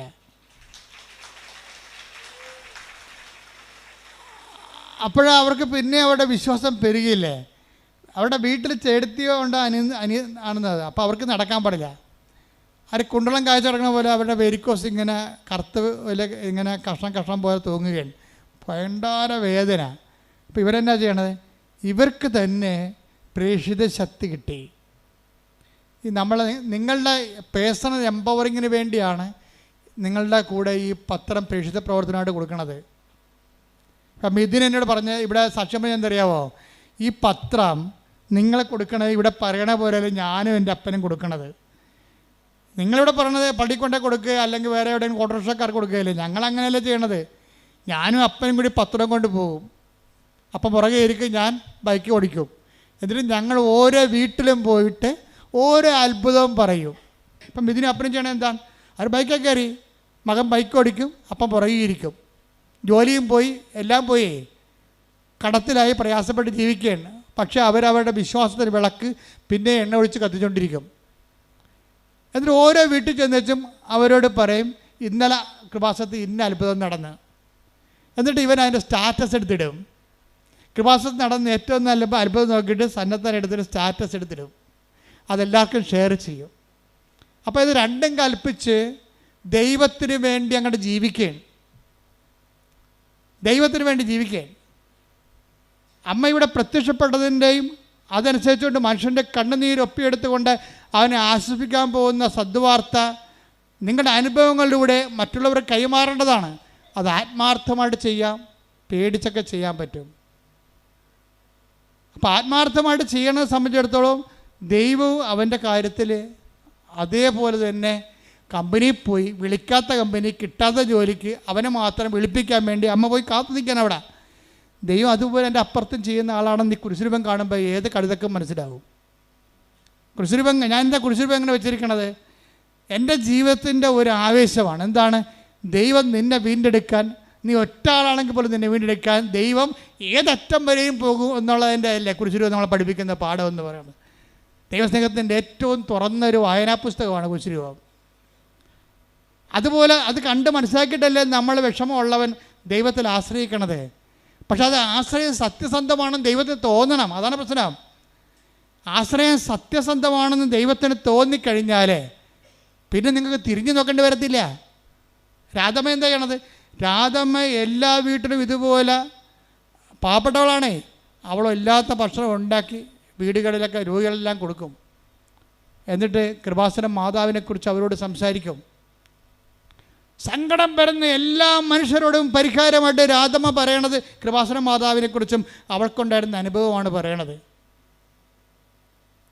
അത് പറഞ്ഞ് അവസാനം അങ്ങനെ സുവിശേഷം കൈമാറാൻ വേണ്ടി ആഗ്രഹിക്കുന്നവനെ ദൈവം അടയാളം കൊടുക്കും. അടയാളം അത്ഭുതം പറയുന്നത് അങ്ങനെയാണ്. അല്ല വെറുതെ കുത്തിയിരുന്ന അടയാളം അത്ഭുതം ഉണ്ടാകത്തില്ല. Take the word of God. റോമ 15:18 എടുത്ത്. റോമ 15:18. വിജാതീയരുടെ അനുസരണം നേടിയെടുക്കേണ്ടതിന് പറഞ്ഞ വിജാതീയരുടെ അനുസരണം നേടിയെടുക്കേണ്ടതിന് വാക്കാലും പ്രവൃത്തിയാലും അടയാളങ്ങളുടെയും അത്ഭുതങ്ങളുടെയും ബലത്താലും പരിശുദ്ധാത്മാവിന്റെ ശക്തിയാലും ഞാൻ വഴി ക്രിസ്തു പ്രവർത്തിച്ചവയൊഴികെ ഒന്നിനെക്കുറിച്ചും സംസാരിക്കാൻ ഞാൻ തുനിയുകയില്ല. അതാണ് അപ്പോസ്തലിക പ്രഭാഷണം എന്ന് പറയണത്. വേറെ ഒന്നിനെക്കുറിച്ചും പറയത്തില്ല. അതായത് സുവിശേഷ കൈമാറ്റത്തിന് ഒരു മീറ്ററുണ്ട്. എന്താ അതിൻ്റെ മീറ്റർ? എന്താണ്? ഒന്നിന് വായിച്ചേ. വിജാതിയരുടെ അനുസരണം നേടിയെടുക്കേണ്ടതിന് അനുസരണം നേടിക്കുന്നത് അവന് വിശ്വാസം നേടിയെടുക്കണം. അവൻ വചനത്തെ വിശ്വസിക്കണം, വചനത്തെ അനുസരിക്കണം. അനുസരണം നേടിയെടുക്കണമെങ്കിൽ എന്ത് ചെയ്യണം? വിജാതിയുടെ അനുസരണം നേടിയെടുക്കാൻ വേണ്ടി ഞാൻ എന്ത് ചെയ്യണം? വായിച്ചോളൂ. വാക്കാലും പ്രവൃത്തിയാലും. വാക്കും പ്രവൃത്തിയും ഉടമ്പടിയാണത്. അടയാളങ്ങളുടെയും അടയാളങ്ങളുണ്ടാവും, അത്ഭുതങ്ങളുടെയും ബലത്താലും പരിശുദ്ധാത്മാവിന്റെ ശക്തിയാലും ഞാൻ വഴി ക്രിസ്തു പ്രവർത്തിച്ച ഒഴികെ ഒന്നിനെക്കുറിച്ചും സംസാരിക്കാൻ ഞാൻ തുനിയുകയില്ല. അപ്പൊ ഞാൻ വഴി ക്രിസ്തു പ്രവർത്തിച്ച ഇല്ലെങ്കിൽ നിങ്ങൾ ഉടമ്പടിയിലല്ല. ഒരാൾ ഉടമ്പടിയിലാണോ ഇല്ലയെന്ന് നമുക്ക് എങ്ങനെ അറിയാൻ പറ്റുമെന്ന് വെച്ചാൽ അവർ വഴി ക്രിസ്തു പ്രവർത്തിക്കണം. എങ്ങനെ ക്രിസ്തു പ്രവർത്തിക്കേണ്ടത് എങ്ങനെയാണ്? ഇപ്പം രാധമ്മയുടെ കാര്യം എടുക്കുക എന്താണ്? ഈ കുണ്ടളം കാച്ചക്കണ പോലെ വേരിക്കോസ് മൊത്തം കറുത്ത് ഇരിക്കുകയാണ്. രാധ എന്താ പറയണത്? രാധ പോയി ഉടമ്പടി ഉപ്പും ഉടമ്പടി തൈലവും കൊണ്ടുവന്നിട്ട് ഈ കാലിൽ അങ്ങോട്ട് തേച്ച് കൊടുക്കും. 10-12 കൊല്ലമായ വേരിക്കോസാണേ. കാലെന്നിട്ട് മരവിച്ചിട്ട് കഴച്ചിട്ട് തലയെ വെച്ചിട്ട് കിടന്ന നിലയും പിടിച്ച് കിടന്ന് ഉറങ്ങണ വ്യക്തിയാണ്. വേറെ ആരുമല്ല അവിടെ ചെന്നിരിക്കണത്, ഇവർ മാത്രം. ഈ പാവപ്പെട്ട ചേച്ചി ഈ ഉടമ്പടി തൈലം ഉപ്പ് എടുത്തിട്ടുണ്ട് അവരുടെ കാലെ പെട്ടി കൊടുക്കും. വിശ്വപ്രമാണം ചൊല്ലി 3-ാം ദിവസം ഇത് പുതിയ കാല് പോലെ അങ്ങോട്ട് ഇരിക്കും. ഇപ്പം ആരാണ്? രാധ വഴി ക്രിസ്തു പ്രവർത്തിക്കാൻ, ക്രിസ്തുവിന് പ്രവർത്തിക്കാൻ ആഗ്രഹമുണ്ട്. എല്ലാവരിലൂടെയും പ്രവർത്തിക്കാൻ ആഗ്രഹമുണ്ട്. എല്ലാവരിലൂടെയും ക്രിസ്തുവിന് അടയാളം നൽകാൻ ആഗ്രഹമുണ്ട്.